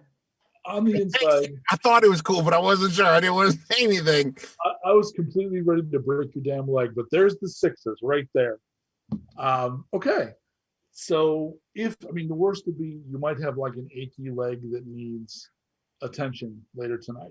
Oh yeah. No, I imagine I was going shoulder, and I imagine it's like it's gonna hurt really bad tomorrow. Like right now, he's like pumped up on the adrenaline of just smashing in a door, and tomorrow he's gonna wake up and like, why does my arm hurt? What did I?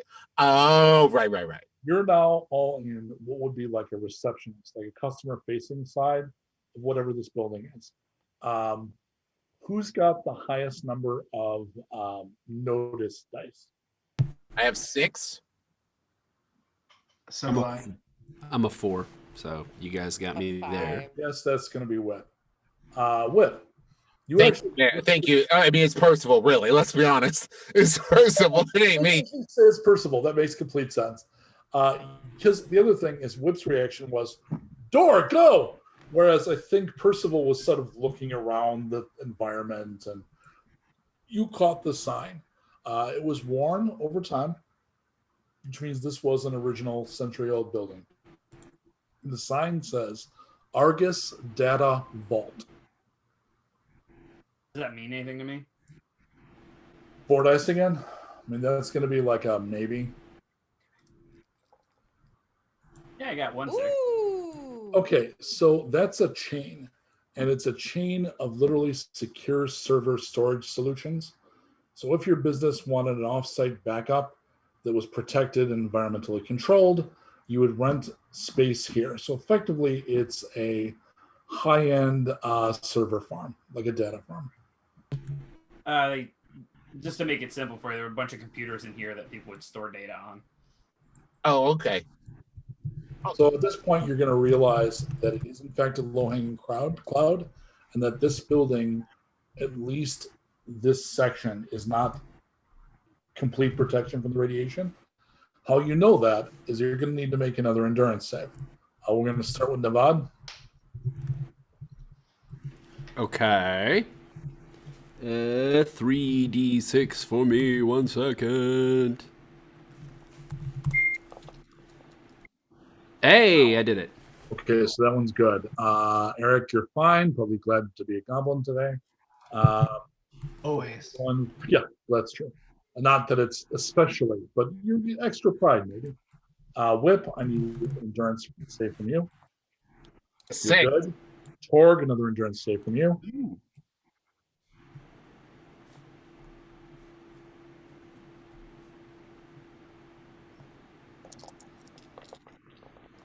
You made it. Great. And Andry? Ooh, nice. Endurance save?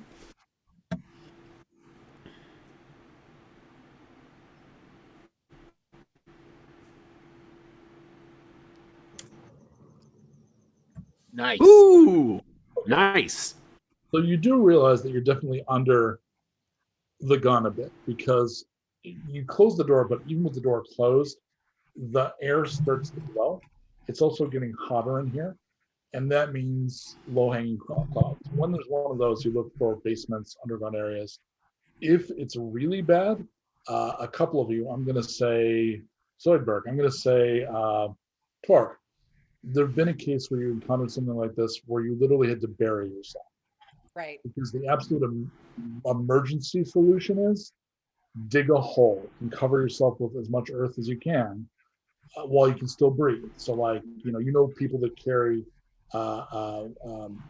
breathing masks, the tube. I can't remember the name. Snorkels. Thank you, the snorkels, and then just bury themselves and try to weather the storm. Hey, Yeah. Percival, did you say environmentally controlled? I mean, typically they were. There is probably a basement here because that's where you could store a lot of this, a lot of the computers and racks. Make a 4-die roll for me, Barrett. Okay. No, two Partial roll. You don't connect to local wireless, but there is some in the area. Something's active here computer-wise. There is a Wi-Fi system. I just can't access it. I don't have the password. That's probably my fault. Sorry about that. What? Because of the I have the gremlin aura? Yeah, no, buddy.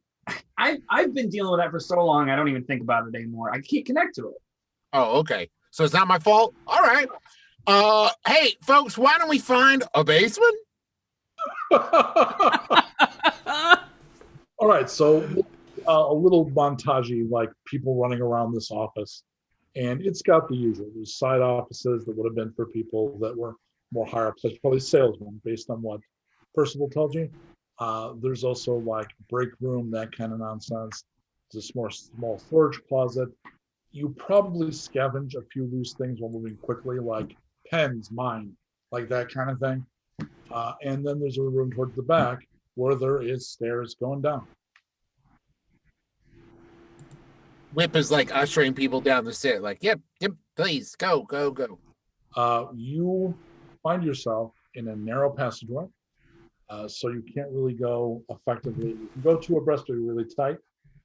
The end of the passageway, can I have the face, please? And can you serve it up via chat as well? Am I the face? Oh. Hey,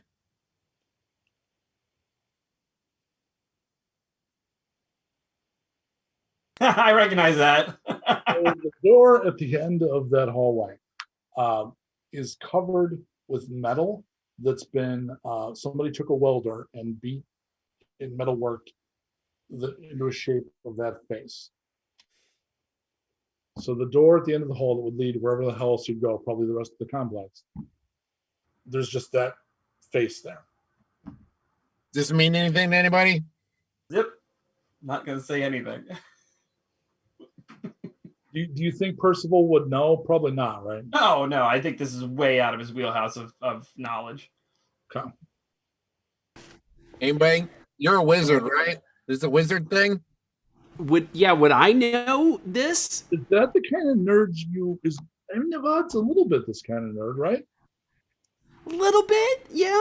I mean, there's a specific knowledge skill called expertise. Like if you had expertise, 80s nerd, or fantasy role-playing games that would cover this. Hey, I got both of those in real life. You would be both, my friend. Can you roll just 3 dice for me, Devon? Okay, I'll roll. I'll roll 3 dice. No. I mean Yahtzee, but no. Yeah. So who would be first going down this hall? What's your marching order?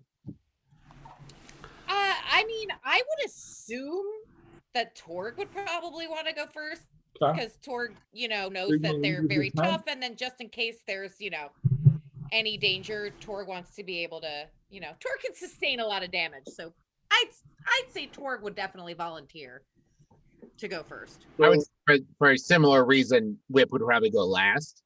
Actually, I would probably go last because the thing doesn't affect me at all. So I want to push. Oh, right. Yeah. Makes sense. So I am going to make, because I'm going to entirely use D&D terms for a little while for reasons that will be obvious to some of you. Erik, you are now the caller. I'm going to need you to establish your marching order, please. I will. Okay, so Torg, Navad, Andry, Whip, and me. You all cool with that? Yep. Yeah, that sounds good. That's about right. Okay, so Torg, you go up to the end. That mouth, in the mouth, is a little keypad. Okay. So you've seen these. These are like keypad locks for doors. Yeah. But it's in the mouth of this sculpture. So who's the last 3 people in your lineup, Erik? It's Andry, Whip, and me. So both Andry and Whip need to make endurance saves. We'll start with Whip. Okay. Again, yes, we're not out of... Ship is not out of danger. Got a partial? That it will not help in this case. Okay. You're going to take another injury. Ooh. You're ravaged. Oh. So I need an endurance save from Andry.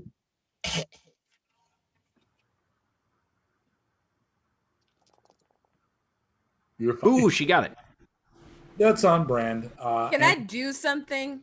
You can, of course. I would like, as a wedding gift to my partner, to grab him by the ankle, say what that mouth do, and throw him down. Okay. Okay. You are on the ground. You discover because of the way the fog is hanging, that is going to mean you won't need to make an additional save the next time the save has to be made if you don't leave this area. So Okay. ended up protecting you, of course, with high impact, but you're still protected. Her love is hard, and that is fine. I accept that. Torg, what do you do? Like the old times. Mm-hmm. Well, first, Torg shouts back to the line. Torg C pad number code. Anyone know what code to Demon Mouth might be? 666. Good guess. Do Torg you? can't really argue. Should Torg try that? Yeah? I think so. So the air in the hallway is starting to glow, and it's getting warmer and warmer down here. Okay, Torg's right now. And then Torg quickly turns to the keypad and just hit 666.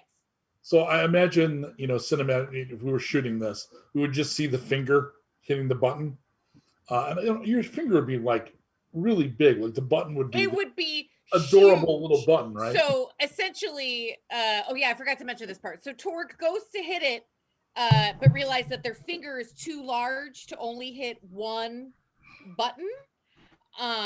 So then Torg picks up one of the trinkets that Torg has on their jacket that's smaller, and then like uses that as their Is in there a between. meme face that's a sad dude? Because Sure. you described my experience with iPhones. my giant Viking finger comes down and hits 18 buttons at once. So you beep, beep, beep, and it does beep, beep, beep. And I'm going to need one endurance save only from Andry, because Andry has protected Whip, and Erik has green blood. Ooh. Okay, you stand tough. Nice. There's a dramatic pause. Then there's inside the door, there's a clunk, and the door pops open a little bit. It was actually the right code. Yay! Yeah. We did it! Sheer dumb luck! The devil wins every time. 666. Yay, the devil! Woo, Satan. So you all head down, you head in. Yes, please. So there's a little bit of a small room that has one of those staircases that kind of goes down. It's square, and it goes, one way, then the other, and it's like a shaft. But it's those you got in the picture. It's not literally a shaft. You can't see the whole way. Mm-hmm. They do this in high schools a lot, where you go forward, you go left, you go down, you go left, you go down. Yeah. So the point of these is to go when you're going down. They have stairs like this. When you do a couple of turnarounds of that, you are now, because I assume it would have closed, demon face behind you. Yeah. So on the back of the door, Torg, spray painted, it says, "Well done, plus 10 XP."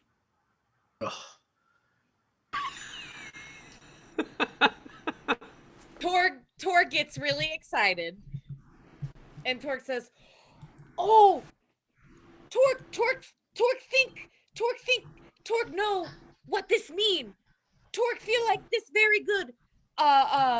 Everyone remember how Torg find that book long time ago, and Torg been carrying it around, and then Torg like to read book that Torg find on side of street all the time.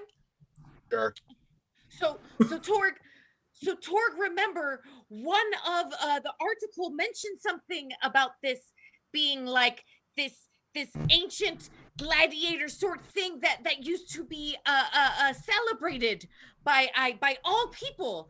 Torg think this ancient god game." Hey, Percy, is this one of those nerd things? I don't know. You're a nerd. You know about nerd stuff? What? No, you project that on me. Just because I'm a computer program doesn't mean I'm a nerd. No, you talk about science stuff all the time, and you love reading. Barrett, we do a cross time. We're going to do a brief montage. We're going to see you working on your ship in a bottle. While he's haranguing you about being a nerd, and you're trying to defend yourself. And your wife is, how long are you going to be in there, Percy? Just just a little bit longer. It's not those damn ships, is it? No, of course not. I mean, you could just buy a big one. Why do you feel the need to stuff it into something that's too... Oh. And then we're back. All right, so the group goes down, down, and down. You're now free of the immediate threat, but you're not free of the red zone, which means those of you with the red sickness, you can't recover the lost injuries until you have an hour someplace clean. So it's not clean enough to begin recovering yet. So those of you that have lost one or more injuries to the radiation have basically radiation poisoning, which means it's my understanding is your skin will be very sensitive and you'll have very intense nausea. So that's how you're not feeling great. And that's like shit. anybody with an injury? Anybody that took an injury from the cloud. That was Andry and Whip, right? And Torg got it first. Dude, And- right? Get one, Andry? Yeah, okay. Yeah. Okay. Yeah, so everybody, ironically, except the mighty 18-year-old and the eyeball. And the eyeball. And the goblin. goblin. And the goblin who's married to a rifle. That is the show I want to see on NBC. The 18-year-old, the eyeball, and the goblin. Are they detectives? Yes. Right. It's a Isn't that remake two of guys, a girl, and a Riptide. pizza place? Yeah. Yep. You guys are girl, pizza place, an eyeball, a goblin. All right. You head A down. cook, a wife, and her lover, and a thief, and an eyeball, and again. You drop Bingo, Taylor. three- Sorry, go on, Mike. You know it's fine. You'll go about 3 levels down and then straighten out. So I need a 4-die roll from Barrett, please. Let's see if Percy connects to the nut. Do it. Come on, Percy. But with the partial, there is a network down here, and you can have a process trying to get in. It hasn't approved you yet, but the signal is strong down here. That's not a big surprise, because if this is literally storage servers and like that, they're going to have some kind of network operation. The idea that part of it's wireless is not a shock. Are there like active machines? There's So an first- active Wi-Fi for sure. I can't assume that any of the machines are running, but it could be. Okay. I mean, the keypad was working, and that needs electricity to run. Yeah. It's just making me nervous, Percy, if I'm being honest. Well, yeah. So the hallway that you're going down is also pretty narrow. The concrete out of which it's made is cracked in places. So this is feeling a little less secure than advertised. There's a room at the end, so it doesn't terminate in a door. It opens up into a room. 60 feet down, it's hard to see. No one here can see in the dark, right? So you're going to need some kind of light. I have cybernetic eyes, Mike, so you tell me. You can see. I can Kick. I can actually see. Ass. Yeah. I can see a little bit in the dark as a cantrip on the read, not the read, the dark vision Okay. thing. So maybe Whip at the front because Percy can see in the dark. Yeah. Okay, so let's say Whip, you're gonna need to make a notice check with a +1 die for Percy. Okay. I'm helping. I'm helping. Dad. I thought you said I'm melting for a second, and I was like, oh, that's horrible. I'm melting. Good luck. Eye goo coming out. 76. Yeah, okay, great. I was going to be really mad if I didn't get it. Midway down the hall in the ceiling, there is a panel that looks like the kind of thing where something might drop down. I think that's a trap. I think it's a trap. Yeah? It's a trap. That's a trap. Seems like a trap. I think it's a trap, right? Gotta be a trap. I throw a needle at it. You don't need to roll. You hit it with the needle. The needle is not enough to destroy the thing, so it ends up triggering it. Fortunately, what happens is it pops down, and what it is a video screen. So it's a lot like those things on airplanes, where it comes down and shows you. It does security theater and tells you a bunch of stuff that won't help you to feel so you feel better. It's a security theater screen, and it flickers to life. It's not in great shape, so the image is distorted. The voice is distorted. You see someone sitting behind some kind of a screen or a shield, looking over, kind of like this. He's clearly trying to look ruddy, mysterious, and the voice says, "Turn back now! Danger ahead!" Oh, this is fun. It's like a video thing. And then it pops Yeah. back up. Hey, wait, no, come back. Oh, do you think it's like a one-time thing? Man, I'm sure there's going to be more of these. Oh man, You don't just establish a whole network for 6 words. that is true. All right. I don't think we should turn back. No, Oh. man, let's go. No. Okay. Torg find this amusing and fun as well. Torg Okay. feel like this very game. Torg say push on. We Let's can do it. handle. Keep going. I would really like a breakout ad for D&D with Torg as the character Torg. Oh, hello. Torg didn't see you come in there. Yeah.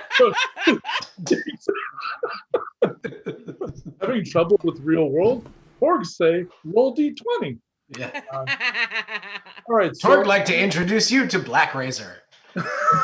So you're near the front with Percy helping you keep an eye out. Do you have a better awareness roll or a better notice roll? Let's see. They're exactly the same. Okay, so pick one and roll it with a bonus die for Percy.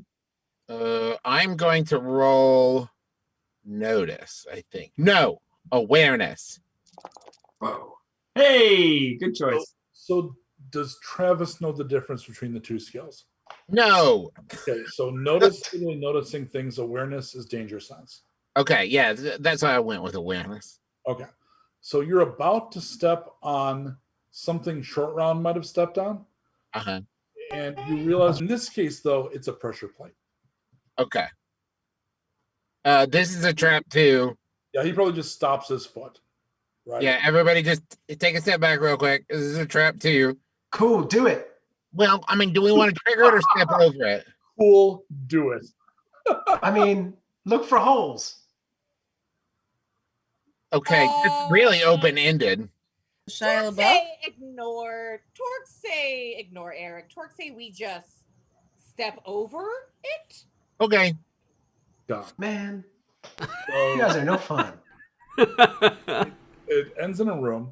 The room has one of those semicircular Cheeto-shaped desks that's got a computer on it that hasn't been working in a very, very long time. There's one door out, and the door on it says, and Whip is going to be the one who will see this first, secure storage employees only. I opened the door. So at this point, the door midway down the hall opens, and the sentry boy defensive robot comes out and attacks. Oh boy. So I'm going to need, I'm going to go around in order. We are going to fight. You must fight and you must win. Cool. Yay! So let's get initiative, which, and I'm sorry, one minor point that I overlooked. Baby Rip would not have come in. Right. Baby Rip did not seem to mind the radiation. I figured that would be the case. Initiative is our speed dice all added up, right? Correct. So Whip Correct. is first. 29. Thank you, sir. Who's the second person in line? Well, Torg's first. Wait, Yeah, I did think we it'd be switch places? Torg. Yeah, we switched because I can see in the dark. Oh, right. That's right. So Sorry. Torg is second, Right. but in many ways, Torg is So still then it first. would be Let's see here. Woo, 23. nice. And Sign of the devil. it would be Navad, right? Yep. Okay, Navad. Yep. One sec. Here we go. 20. Not bad for Navad. All right. And then we go Andry.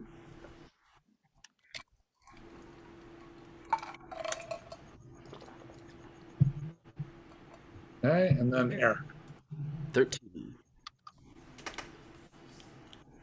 39. Yeah, because Erik. All right, so the people that react first, because the initiatives, the way this works in the system is the first round is generally narrative based on where people are placed and what's going on. And then we tend to go to the numbers for the second round and forward. So where the thing pops out, it doesn't know how bad its luck is because it's next to Andry. Oh, So it's decided to pop out and antagonistic next to Miss Andry. So Miss Andry, there's a thing here that very much looks like a weaponized garbage can. I'm picturing a non-hovering version of the robots from the black hole. So very old school, kind of beaten up metal, and it's got one arm that's got some kind of stunner or energy weapon. I want to pop out my claws Okay. and say, "Shoo fly." Slash at it. Go ahead and do a brawl melee against it. Brawl melee against it. Ooh. I'm just kidding. Ooh. A success. 2 successes. A double success. Okay, so what the double success means in your case, you have a feat called pummel. Pummel means you can do your damage and then attack the same target again. This is something that Torg can also do, but in your case, you're doing the claw thing. So go ahead and roll your claw dice. I think it's 4 dice. Okay, and its resistance against that defense is 4. So that's going to be 3, 6, and then I think your claws do some hideous amount of critical damage. Yeah, you have a crit of 4. So that's... oh my lord. Wow. Yeah, right? So that's 10 points. You reroll the 6 to see if you get more.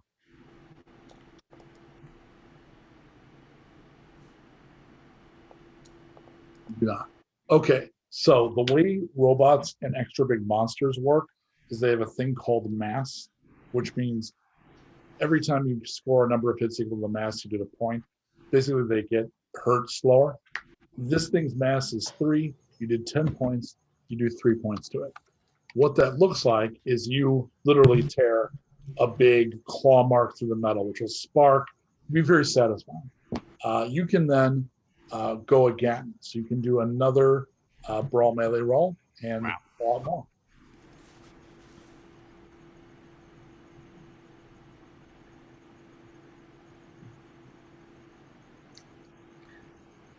Yeah, it made a bad decision.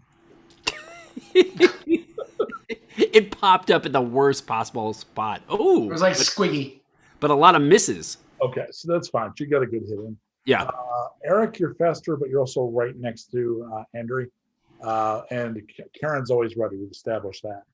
However, it's almost at close range. You'd have to back up a little bit. I have a hand weapon too. You want to do that? Yeah. Or you want to drop? Do I have enough room to drop back and get Yeah, far? to go to near. I mean, all you have to do to not being close is to not be kind of in. You're not engaged with it because it doesn't attack you, so you just got to drop back a little. Okay, I'll drop back. So in rules, I'm going to use a little more rules terminology since the rule book is available now at RBG Now. You can use a simple action to do a maneuver, hold back, and then use your complex action to shoot that damn thing. So go ahead and do your that damn thing. Oh, I can do that. Yeah. Then by all means, let me do that. Shoot that damn thing. Shoot that damn thing. Do you want to use your target to pump your damage up? Yes. Okay. How many dice? So it's 6 normally, but I get 1 for the target, right? No, the target lets you lower your shoot dice to gain damage dice. Oh, okay. How many levels of target do you have? Do you like target 2? 1. Okay, so you just do 1. So you can roll 5 dice, but then you get 1 more die of damage.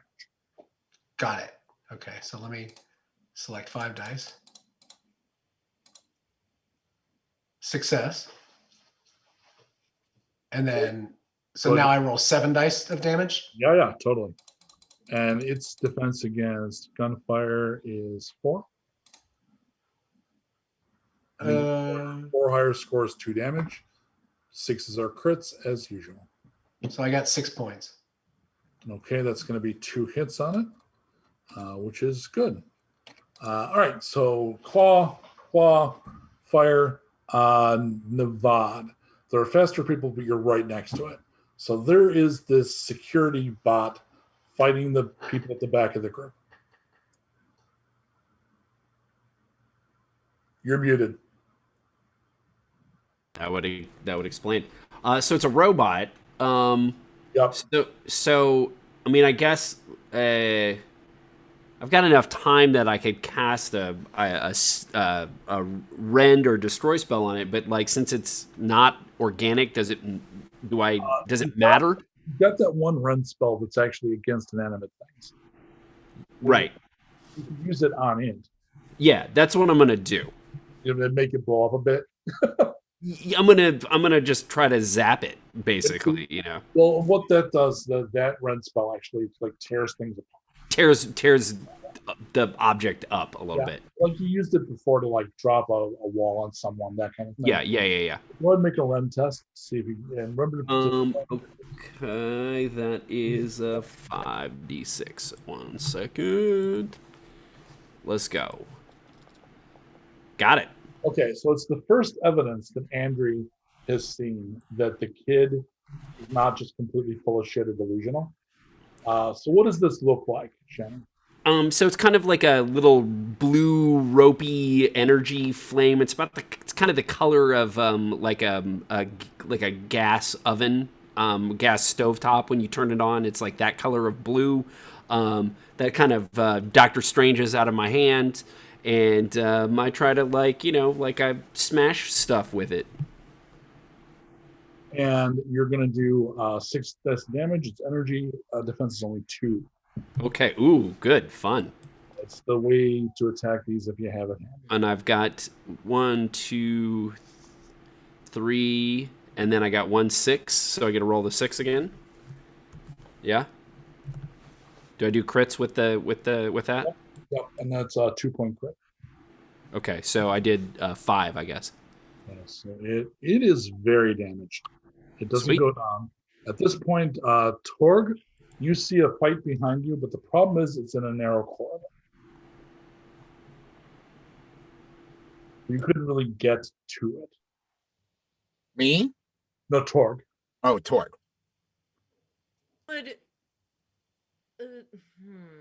Exactly how far away is it from Torg? 27 feet. Haha. Would I be able to use hurl throw to pitch my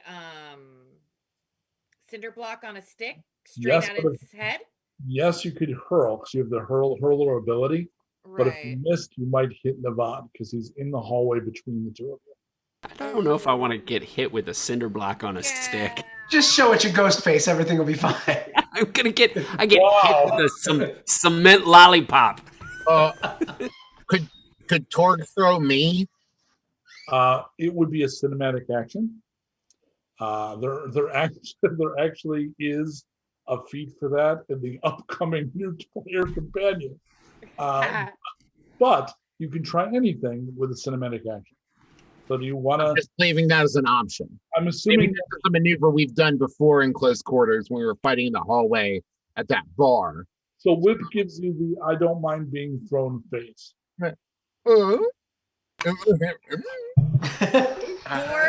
Torg smiles a very, very mighty large smile while they pick up their dear friend and proceed to hurl Whip at the robot. Torg is throwing your husband.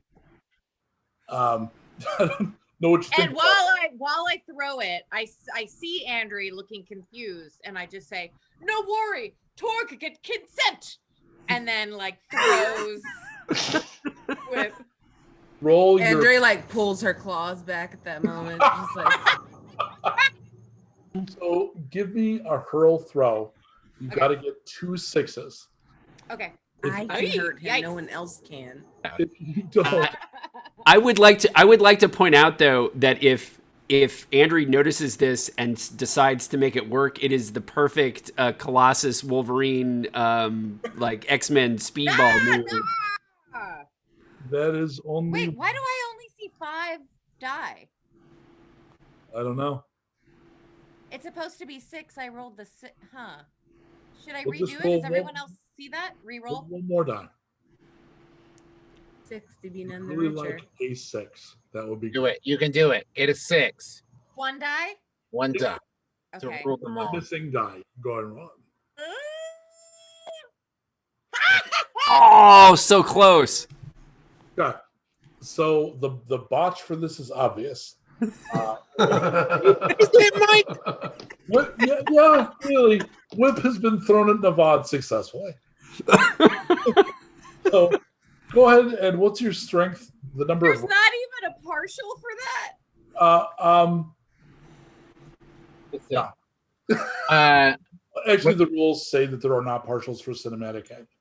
What is my strength, you say? No, Damn Torg. it. What's Torg's strength? Oh, it's a lot. It is a lot. It's You said strength. Oh yeah, it's 6. Okay, roll 6 dice for me. Okay. Oh no. Oh no. It'll be fine. It'll be fine. I'd say put on that ghost face right now. Wow. So, Erik, do you have like a holster for the shade? When you Yeah. fast? I actually am glad I missed. Oh, wow. That's kind of shit. Wow, that's pretty it's impressive. Complete crap. Yeah. That's actually 6 points of damage, which I'm going to split between the two of you. So 3 points to Navad and 3 hits to Whip. It's not enough to injure either one of you, so it's not that much damage. It's more embarrassing than anything. So wait. So it hit it. I get hit by Whip, and it bruises me, and then it also hit the robot. No. Oh. Am I near the robot now? You're in the way. No, you're stacked. You're on the ground with Navad. Oh, did Whip take a little bit of damage from being thrown? Yeah, you both took out. Oh, I see. Okay. Now it makes sense. How much did I take? 3. 3 hits, but that's nothing. The sentry. The sentry is going to use its gun. The gun was originally a stunner. It's been rigged to be basically a lightning gun, so it doesn't stun. It will just do energy. Wait. Can I use karma for that? Or wait, no, we're on the back. We're not using karma today. Okay. Oh. Yeah. So I am going to attack Miss Andry. Miss Andry messed me up with those claws. And I miss. So it tries to shoot at you, and you're easily faster than a walking toaster. Then we're going to go by initiative. So Erik, you closer. Erik, Captain 29, and then Whip, who's also got a 29, will be right after you. So Erik. All right, so I'm going to shoot. Okay, go ahead.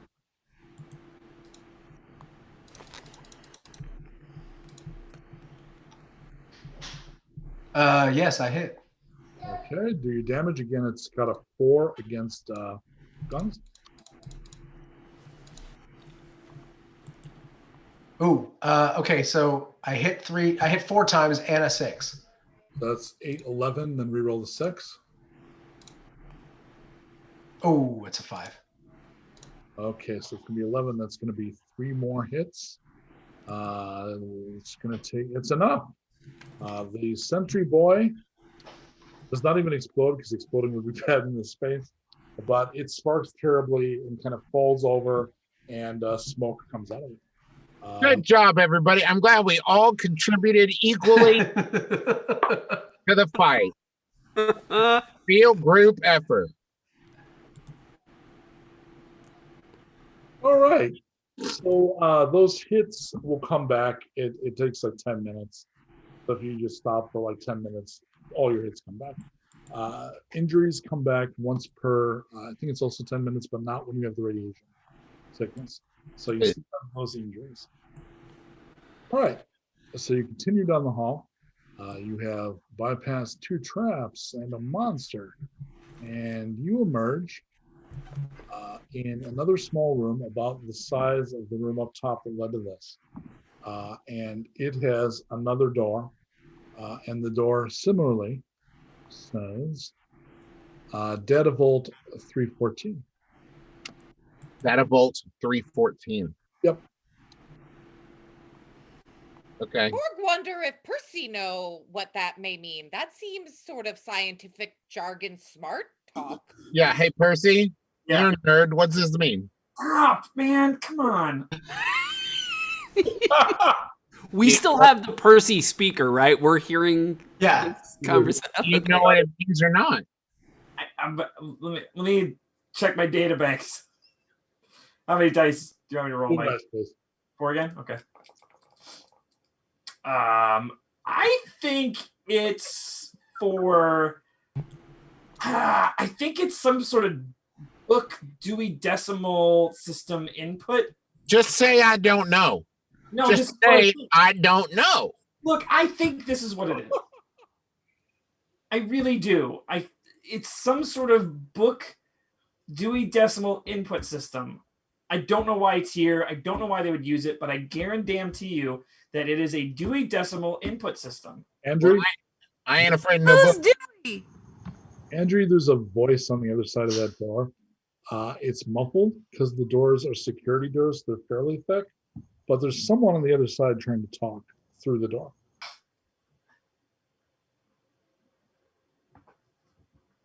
Whip was too busy fighting with his eye to notice.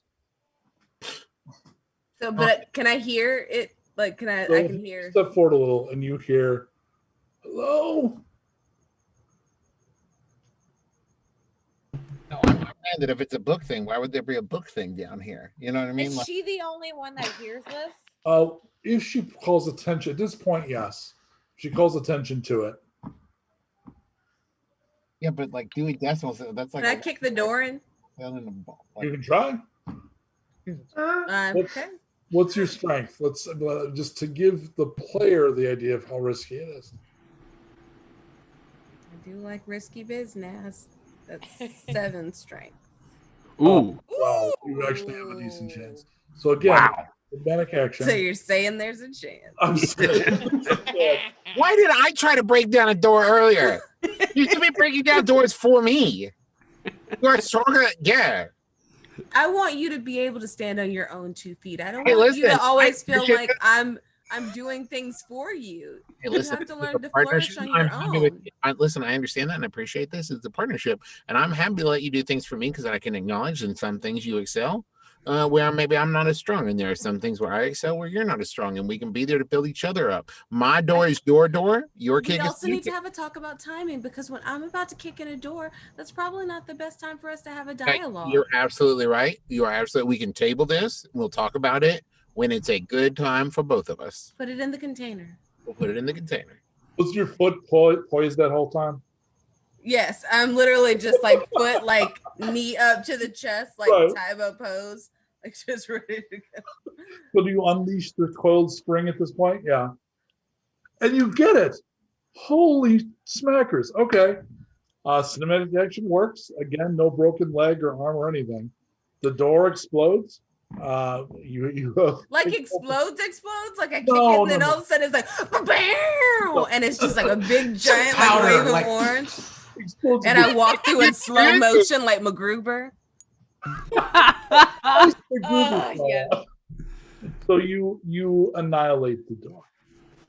Beyond the door is a server room, the saddest, most pathetic server room that you've ever seen, which I think for most of you would not be a useful metric because I think it's the first one you've ever seen.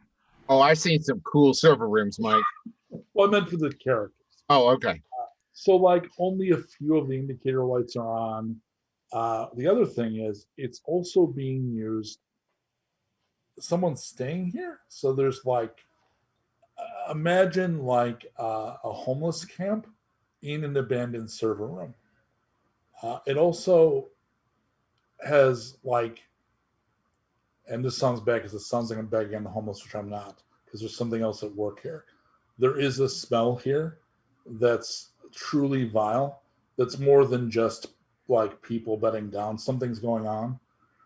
You see several people that look malnourished, maybe a little sick, and they look over at the newly annihilated door and completely surprised. Whip just peeks around the door that his wife just kicked in and said, "That's my wife. We just got married." You see that? She blew open that door with her foot. One of with the her people foot. coughs up a little blood and says, "Congratulations." Oh, man, that's gnarly. Are you okay? No. Make a notice check, please. This is only Whip. Only Whip. Only Whip? At HEB. Let's see. Notice. I got the Whip. Only Whip. Dole Whip. Only Whip. That's 2 6s. I super notice. You recognize Bevo Bill. Bevo Bill. Bevo is a friend of yours, sort of friend. Work proximity acquaintance. Somebody you've worked with. He's an information broker. He is the smallest bowl man you've ever met. Okay. He is dressed in very dirty layers of orange.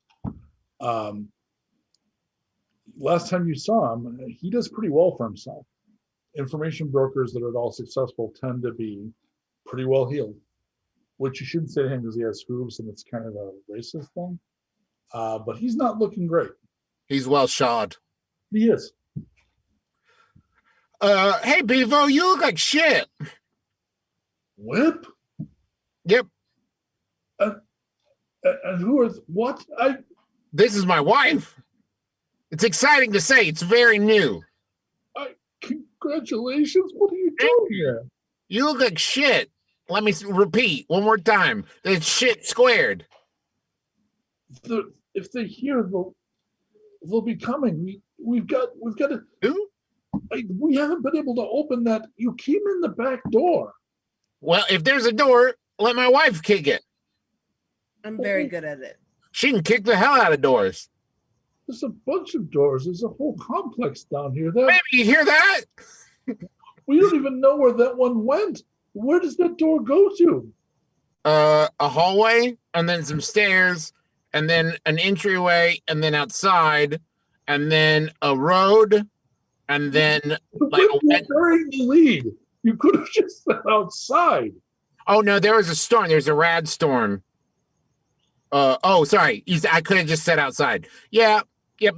I was doing kind of a like dotted line where I've been, like a Jeffy thing. There's ghouls. They're eating us.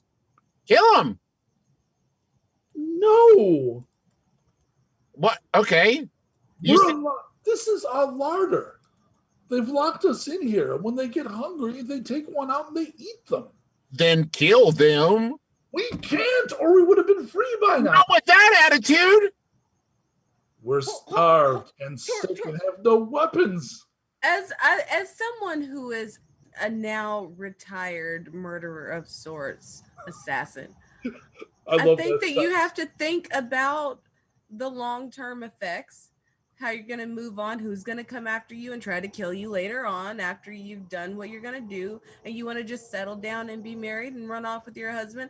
But there's people that are going to try to kill you for the rest of your life, so you spend your life on the run. So you really need to think about the ramifications in the long term. Hey, honey, that's very useful. And I think you make a great point. And I don't at all want to disregard the importance of the thing that you just said. And I want to validate it and respect it. If they don't kill these fools, the ghouls are going to eat them. Can Torg say something here? Yes. Torg not mean to, of course, interrupt lovers' conversation. However, Torg does agree that, killing them would be good. However, Torg feel like if they could have, they would have. So Torg want to know, we here now, where are they coming from? If not the door that just obliterate, then where do they come to smack you? Colt, can you put up the archetype I sent you, please?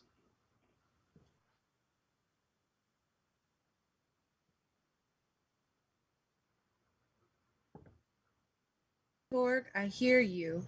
Your feelings are valid. So, using a protractor? What is that? A dwarf rule? That's a caliper measure. Dwarf comes forward. This guy looks like very late model, crazy Frank Miller. So just all hair. What flesh there is has been painted white with like kind of almost clown paint, but the eyes have like very black, like almost raccoon eyes, but then black streaks down the cheeks, like a Nordic heavy metal band guy. I like your makeup. Oh, good, great. I was hearing you speak, and I hope I'm not intruding, but this used to be hole in the wall. Your wife, what she said about retiring, I was a hacker And many of us here were criminals of one sort or another, and we came here to hole in the wall. My people, the dwarves, built this. We used to be our forefathers were engineers and programmers, and we learned to live underground to tend the tech. But we've been welcoming people here for 20 years. These ghouls came out of one of these new tunnels that we found, and they're smarter than normal ghouls. So this was a place to do, ma'am, exactly what you said. We'd come here to get away from, like old Jonas there. Hello, Jonas. He was a killer, right, man? Oh yeah, yeah. I was terrible. I'd rather kill you than talk to you because you're probably boring and stupid. Right? That kind of sounds like something someone who's never killed someone would say. You know what I mean? Like, oh yeah, I killed a friend in Canada or whatever. Like that doesn't feel real. I mean, to be fair, I've killed people for looking at me the wrong way. So Fair. It's fair. So this was the last stop for a lot of us. We just wanted to retire. Some of us wanted to get married. Some of us were just sick of join us here. I was just sick of. I was started to wonder what a conversation was actually like. You know, I mean, I killed people before I really got to know them, and there's a few people out there. Most know, but a few people worth talking to. Okay, well, you Are they had me get really, married. Okay, but honey, they wanted freedom and stuff, and now Wait, people Torg confused. Torg thought y'all were put here in larder. No, we were put here. This I think it's Farm 6. They locked us in. We couldn't open that back door. It's a security door. I think it only opens from the other side. We do Or- not have upper body strength. what she said. no, we were starved, man. Okay, well, here's some gushers. We had them left over for reasons. And I don't know about y'all, but you had me at married. So I'm happy to kill these ghouls for you. So we can keep going our way and you all won't get eaten. Seems like a nice thing to do. Is that right? Percy, is that is nice, right? To kill ghouls for free? Ooh, I don't like that F word. I'm not. Oh, Torg say not think of it as free. Torg say think of it as for fun. Ooh, that's a fun effort. Fun exposure. Yeah. People will talk about how good we killed them. We'll get some other jobs. It'll be worth it. We get the experience. Wow. A good time. For some reason, my accent keeps going back and forth between kind of like Kansas to a little bit of like sassy Georgian. Yeah. I'm a sassy Georgian. I'm picking up a little bit of it. I think I'm stealing it from you. Marriage. You Yeah, become marriage your is- spouse almost immediately. Yeah. Rubs off on you. So the dwarf says, you could help us get rid of, I mean, we were fine, like I said, for 20 years. We just want to be out of Listen, what's your name? Richmond. Richmond, when you made the sale, stop selling, my man. We're going to kill the ghouls for you. I'm real sick. I used to. It's cool, brother. It's cool. Where do they come from? So the door in, which was the only way to get in, was over there. And then there's the door that we couldn't get through that one of you apparently just killed. Yeah. So All right. Why don't y'all sick and grossos just kind of scoot down the hallway a bit and give us a little bit of room? you said there was a rad storm? Oh no, that's all the way outside. Watch out in the hallway. There's like a spike trap or something and some kind of pressure plate about 2 hallways back. Don't step on that. So Richmond says that might have been my people. When we went underground, some of us put up traps to secure us against the surface.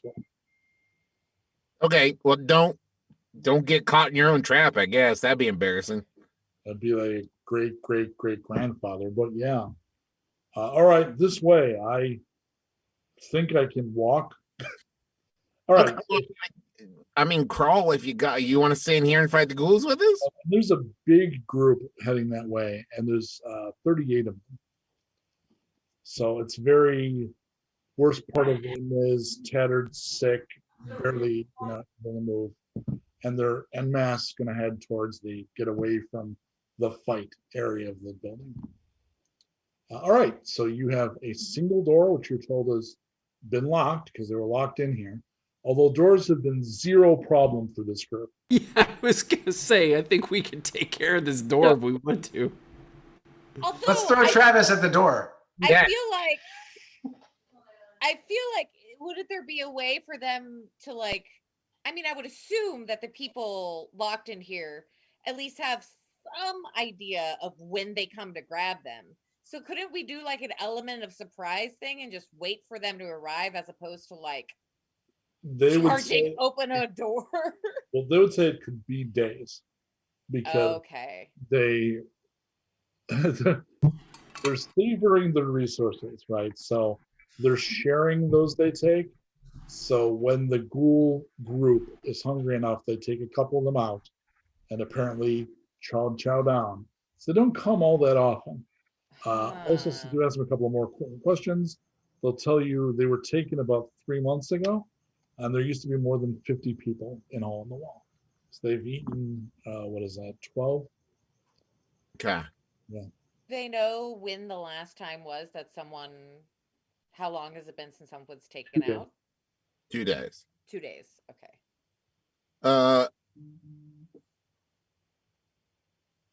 So here's my thought. We can either make a lot of noise, see if we can like draw their attention, get the element of surprise, or smash a door or two, try to catch them unawares. I mean, probably hard to catch them unawares when you smash a door, but you know what I'm saying. And then like, kill them. I don't know. What do you guys think? Torg think both plan have, merit. Mm-hmm. But Torg feel like, since we don't want to wait around for them, but also don't want to give ourselves away, Torg want to hear more about this noise idea. Well, I feel we got a sturdy door. If we can be, annoying enough, they'll come to be like, hey, shut up. And then we'll kill them. But, what is... You want something really annoying? Sure. I have a really good idea. Roll with it. Okay, so Torg want to hear first before we proceed, but... So this speaker in my ear, I think if we hook it up to the speaker in Percival, and we play this Spice Girls song that I have really, really, really loud over and over again. It's a song that was given to me as a gift a while back, but I can only listen to it once every 6 or 7 days because it drives you crazy. Percy, 4-die roll, please.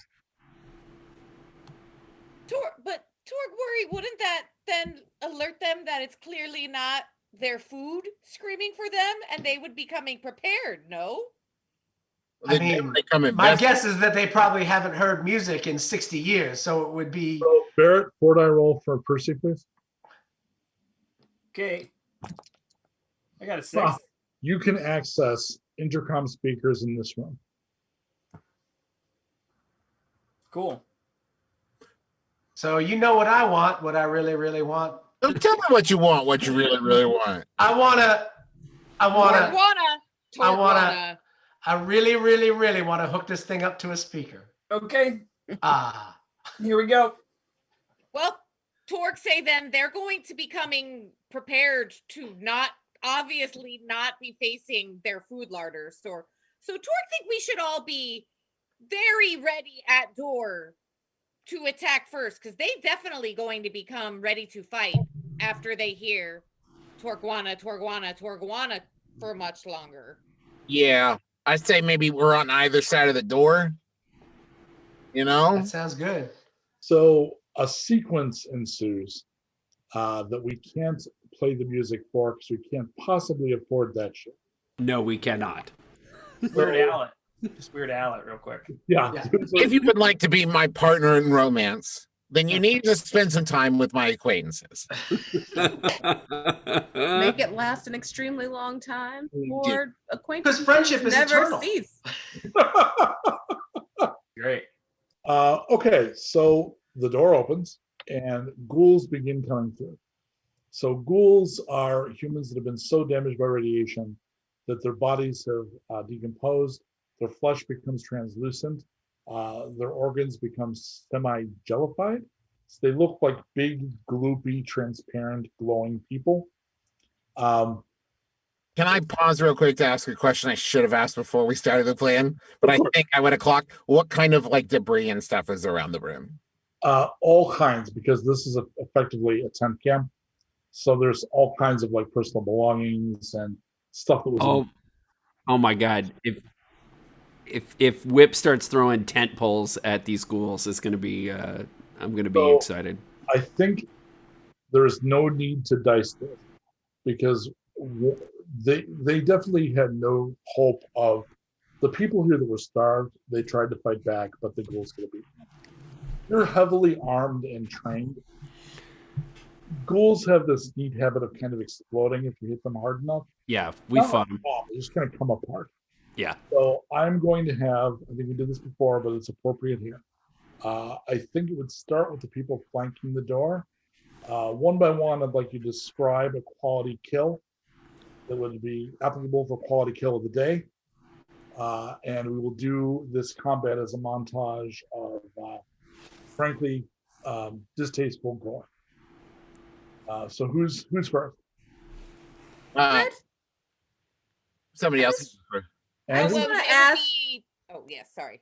No, Andrew, yep. I just want to ask why we didn't just crank the music up and play it really loud and go into the room with the ghouls, because perhaps the ghouls just want to have fun.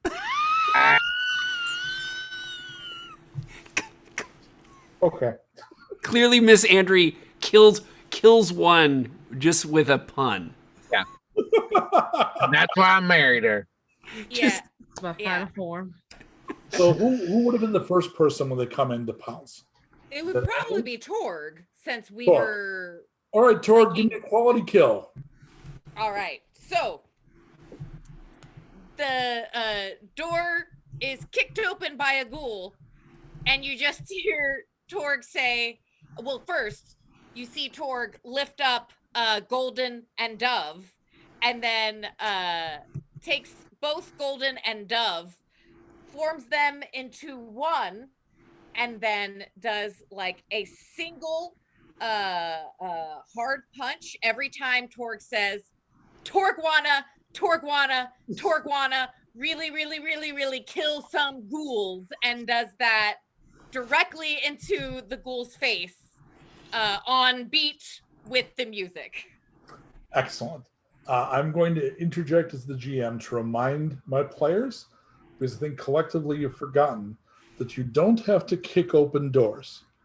No, I said they kicked open the door. They They were coming. didn't have to. They had the key. Oh, okay. They were the ones that let them in. I am, however, attempted humorously pointing out that you can open doors by not destroying them. That's fair. Okay. That's what the ghouls have done. And Torg not know what you mean. Torg seems Yeah, I was gonna say, have you met our party? But I love the idea that Torg would be like, what again?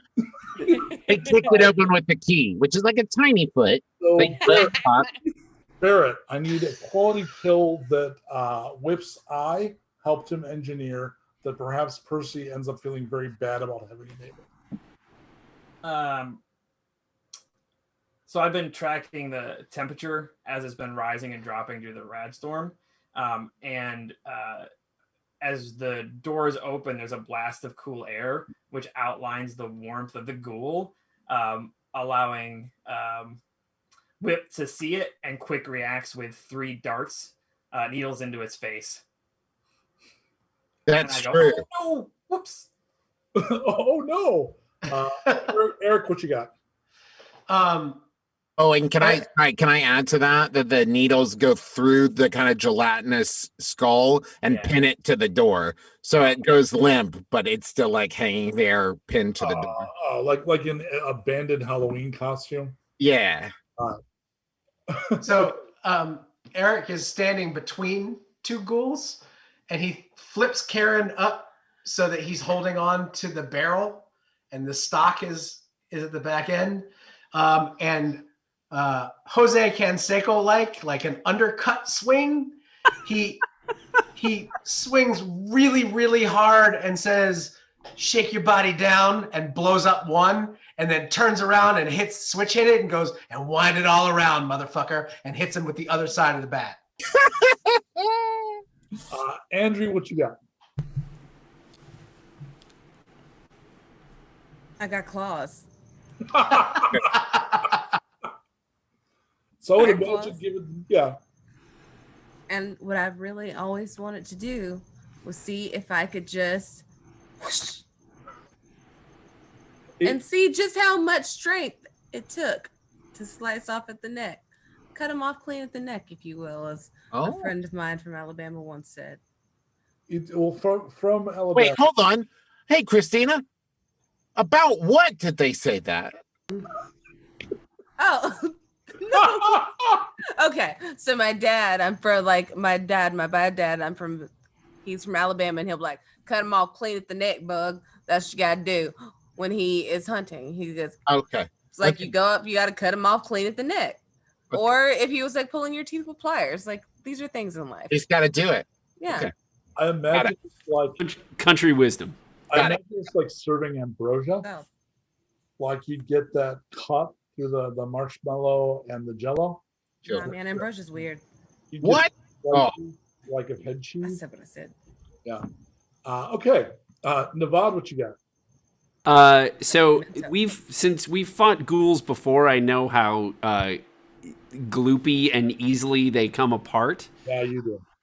So this is maybe speaking to earlier traumas in Nevada's life, but he's actually uses the rend spell to pull one of the ghoul's arms off and then beat the ghoul with his own arm while kind of like not really loudly saying it, but a little bit under his breath saying, stop hitting yourself, as he kind of beats this ghoul with his own severed arm. With the wet end? Yeah. Okay. All right. So last but not least, Whip Crackshot, what you got? So all the debris that's lying around, I assume there's maybe some like broken glasses. Of course. Like drinking glasses, broken plates. He's just like got a stack of like broken dishes that he's just like throwing off the top. And throwing like broken glass edge first at these ghouls. So anyone who cares, which I don't know if this character group, because I know that Erik has a particular nostalgia obsession. What you find out you're throwing that I don't think that Whip would register or care, but it's vintage McDonald land. Oh man! So like there goes a grimace. There's a Mayor McCheese. That means a lot to Travis. That means nothing to Whip. Was there a police burger in there? That one doesn't go. I think we get a shot of that. That one survives. But yeah, like I think the right person would see that and just begin weeping. You are out of opponents before you're satisfied with the amount of fighting you've done. Like no more show up, and you realize you've killed like 18 of them. Richmond says, "Yay!" Oh, sorry, I forgot about you. We killed 18. Does that sound about right? Yeah, it does. Okay. Well, I thought that'd be harder. You're really good at that. I told you to just kill him. We tried. We lost 4 or 5 people trying that. Really? We hired killers here. They're made out of goo. There were more They of them. pop like zit. Yeah. Well, thank you anyway. Okay. I think, man, maybe you're just a a little too adjusted to how badass you are, and maybe you've lost sight of how it's not as easy for others? That kind of sounds like a you problem. I mean, I've learned a lot about communication, and that kind of sounds like you're blaming me for something you are kind of doing for yourself. You know what I mean? Like, It's called projection, honey. projection. Yes, thank you. It sounds like you're projecting onto me an issue that you have. So he says, you know, if you studied story structure, you'd understand that this is the part where I offer you the chance to find your happy ending here and maybe become our sheriff. Ooh, with nerds? No.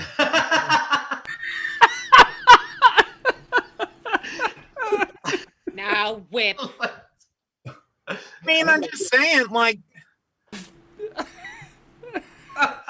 Whip. two things I don't get along with here: No nerds need. and technology. Allison. Allison, Whip. I'm sorry I called y'all nerds. Torg. Percy, the server rats Shame. have been going apeshit around Whip. And I know you're talking about me. All that stuff you just said is really about me. No, you're I'm cool. nerd in technology. What do you? I what- forgot about you, actually. I forgot you were there. I'm always here. Yeah, but I forgot about it. I was taking you for granted. That's insane. I'm I don't always think here. about you that much. What? I'm with you all the time. I mean, how often do you think about, like, your nose or your ears or whatever? They're just there, you know? I don't have any of those. All I think about is what I see and what I know, and you. It's you. You're the thing. You're the thing yeah, that I think about me all the time, too. Well, then we're in agreement. You're important. Thank you. What were we even fighting about? You called me a nerd in technology, and I know you said you hate those things. I don't remember that at all. Oh my god.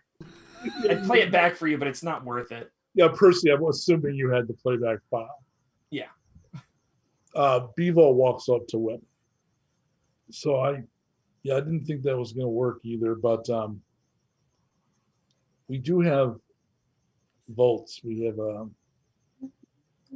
we could hire you. We don't really have any defenders down here. I do like money. Well, pardon if Torg wrong on this, but weren't you and Andry just say you retire? Would this not be a relative safe retire spot if all you have to fight is a zip pop ghoul every once in Okay, you make an excellent point, Torg. Bevo, Yeah. does it normally smell like this? Only in this room, and I'm so anxious to get out of here. It's only There's other rooms that don't smell like this? That's a pretty big complex, this small settlement. Should have led with that, honestly. Even here to our prison. You know what? People in here dying. This whole marriage thing is very fresh to me. My wife, Andry. Congratulations for saying my wife. You're well. It's taking a lot of practice. My wife with no accent. That was close, man. I know. Now I'm dangerous. It's there, right? What are you thinking about all? Wife. My wife. Wow. My wife.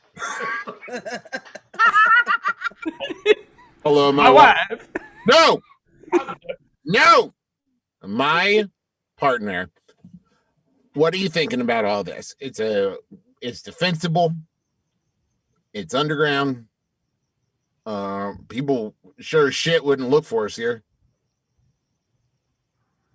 Not a bit indefensible. It's so defensible.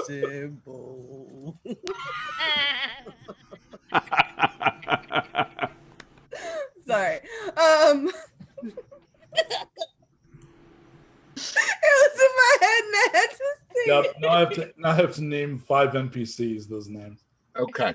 Yeah, I'm saying it was a role. Understandable. Oh no, I meant lipschitz.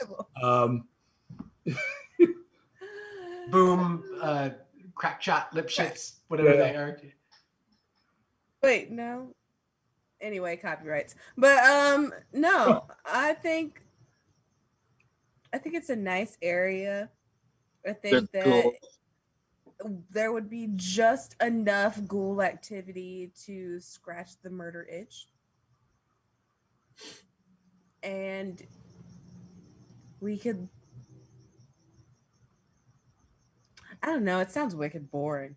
Yeah, but if we get bored, we can just leave. We have parties that go up on the top to make sure no one's coming in. We also send groups out for supplies we need. We've got a hydroponic farm, but sometimes we need other stuff. That sounds. Tell me more about these hydroponics. Hydroponics. We cleared out one whole server room, and we've got hydroponics, including what you'd assume we'd have. Yeah. I think we're gonna stay. I think Yeah. this is the most perfect place that I That's can the think turning. of for us to Now build that a you mention life. it, yeah, you know what? This feels like a place where we could really settle down. We could grow as business people. Good for our anxiety.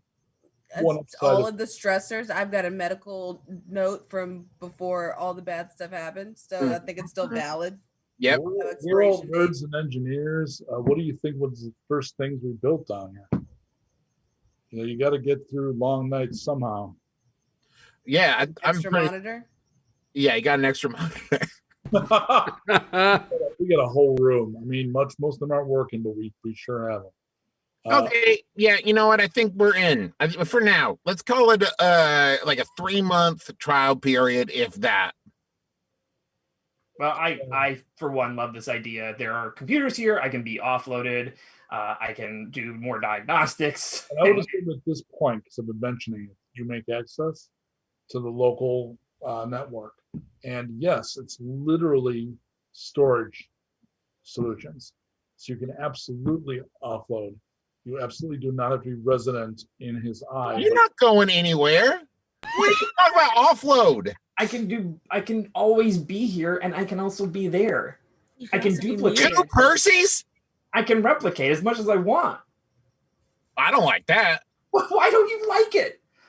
It's Because just there'll be like a lot of you. You'll never see them. They're in those boxes over there. Oh, okay, that's not so bad. No. And I can update my information, and maybe we can actually get some new parts in this Oh, eye. it'd be useful. Yeah. Real useful. I'd be more useful. That's not what I said.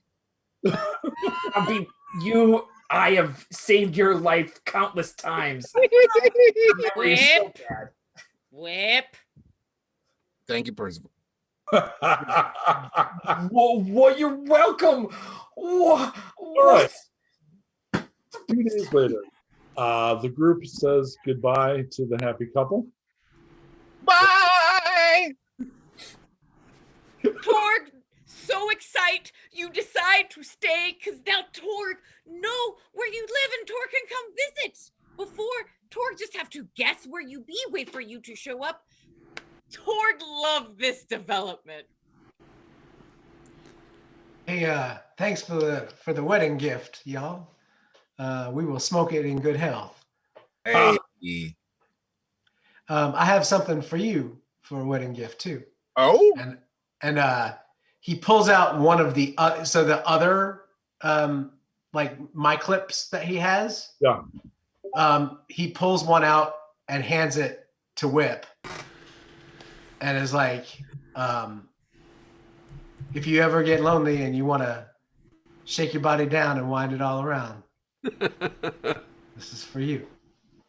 Thank you. That'll come in handy at some point. It did here.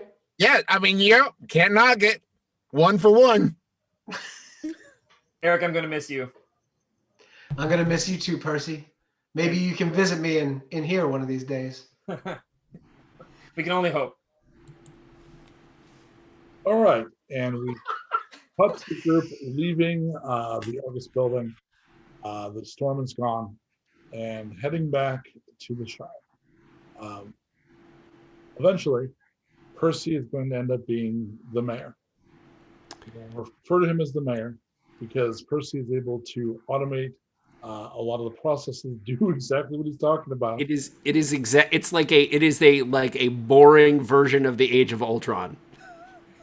Okay. Love that movie. It's so underrated. I know, but it's just like he's like, I agree I will. wholeheartedly, by the way. You wouldn't I even will- have that full circle moment in Endgame if it weren't for that moment. Completely with you. He's like, I will be the mayor. All I right. was thinking more of like Oh. a, less evil Hal, but I think it's here. Yeah, Whip is not wild about this whole mayor thing. All right, guys. So that Every time Percy says he's the mayor, someone like Whip under his breath says, "I'm a president." That's okay. That's perfect. All right. So thanks to everybody. Let's go ahead. Who's doing credits tonight? That is going to be me. I guess that is me. Correct? Is that right? Hold on. Let me double. Give him the stage. Yep. Hey, so thank you guys all for attending and watching our little stream tonight. We, as usual, would like to thank all of the people who make this possible. Our technical director, Colt Joyce, our voiceover specialist, Andreas Fabus, our moderator, Qui-Gon Jinn, Brett Grimstad, who is our chronicler of all of the events. If you ever want to get caught up on things that have happened in previous episodes, we post them up over at our Tumblr. And of course, huge thank yous to our special guest this week, Mr. Travis McElroy playing Whip Crackshot, and Krystina Arielle, who played Miss Andry. We are so excited to have both of them be part of the Nuked family.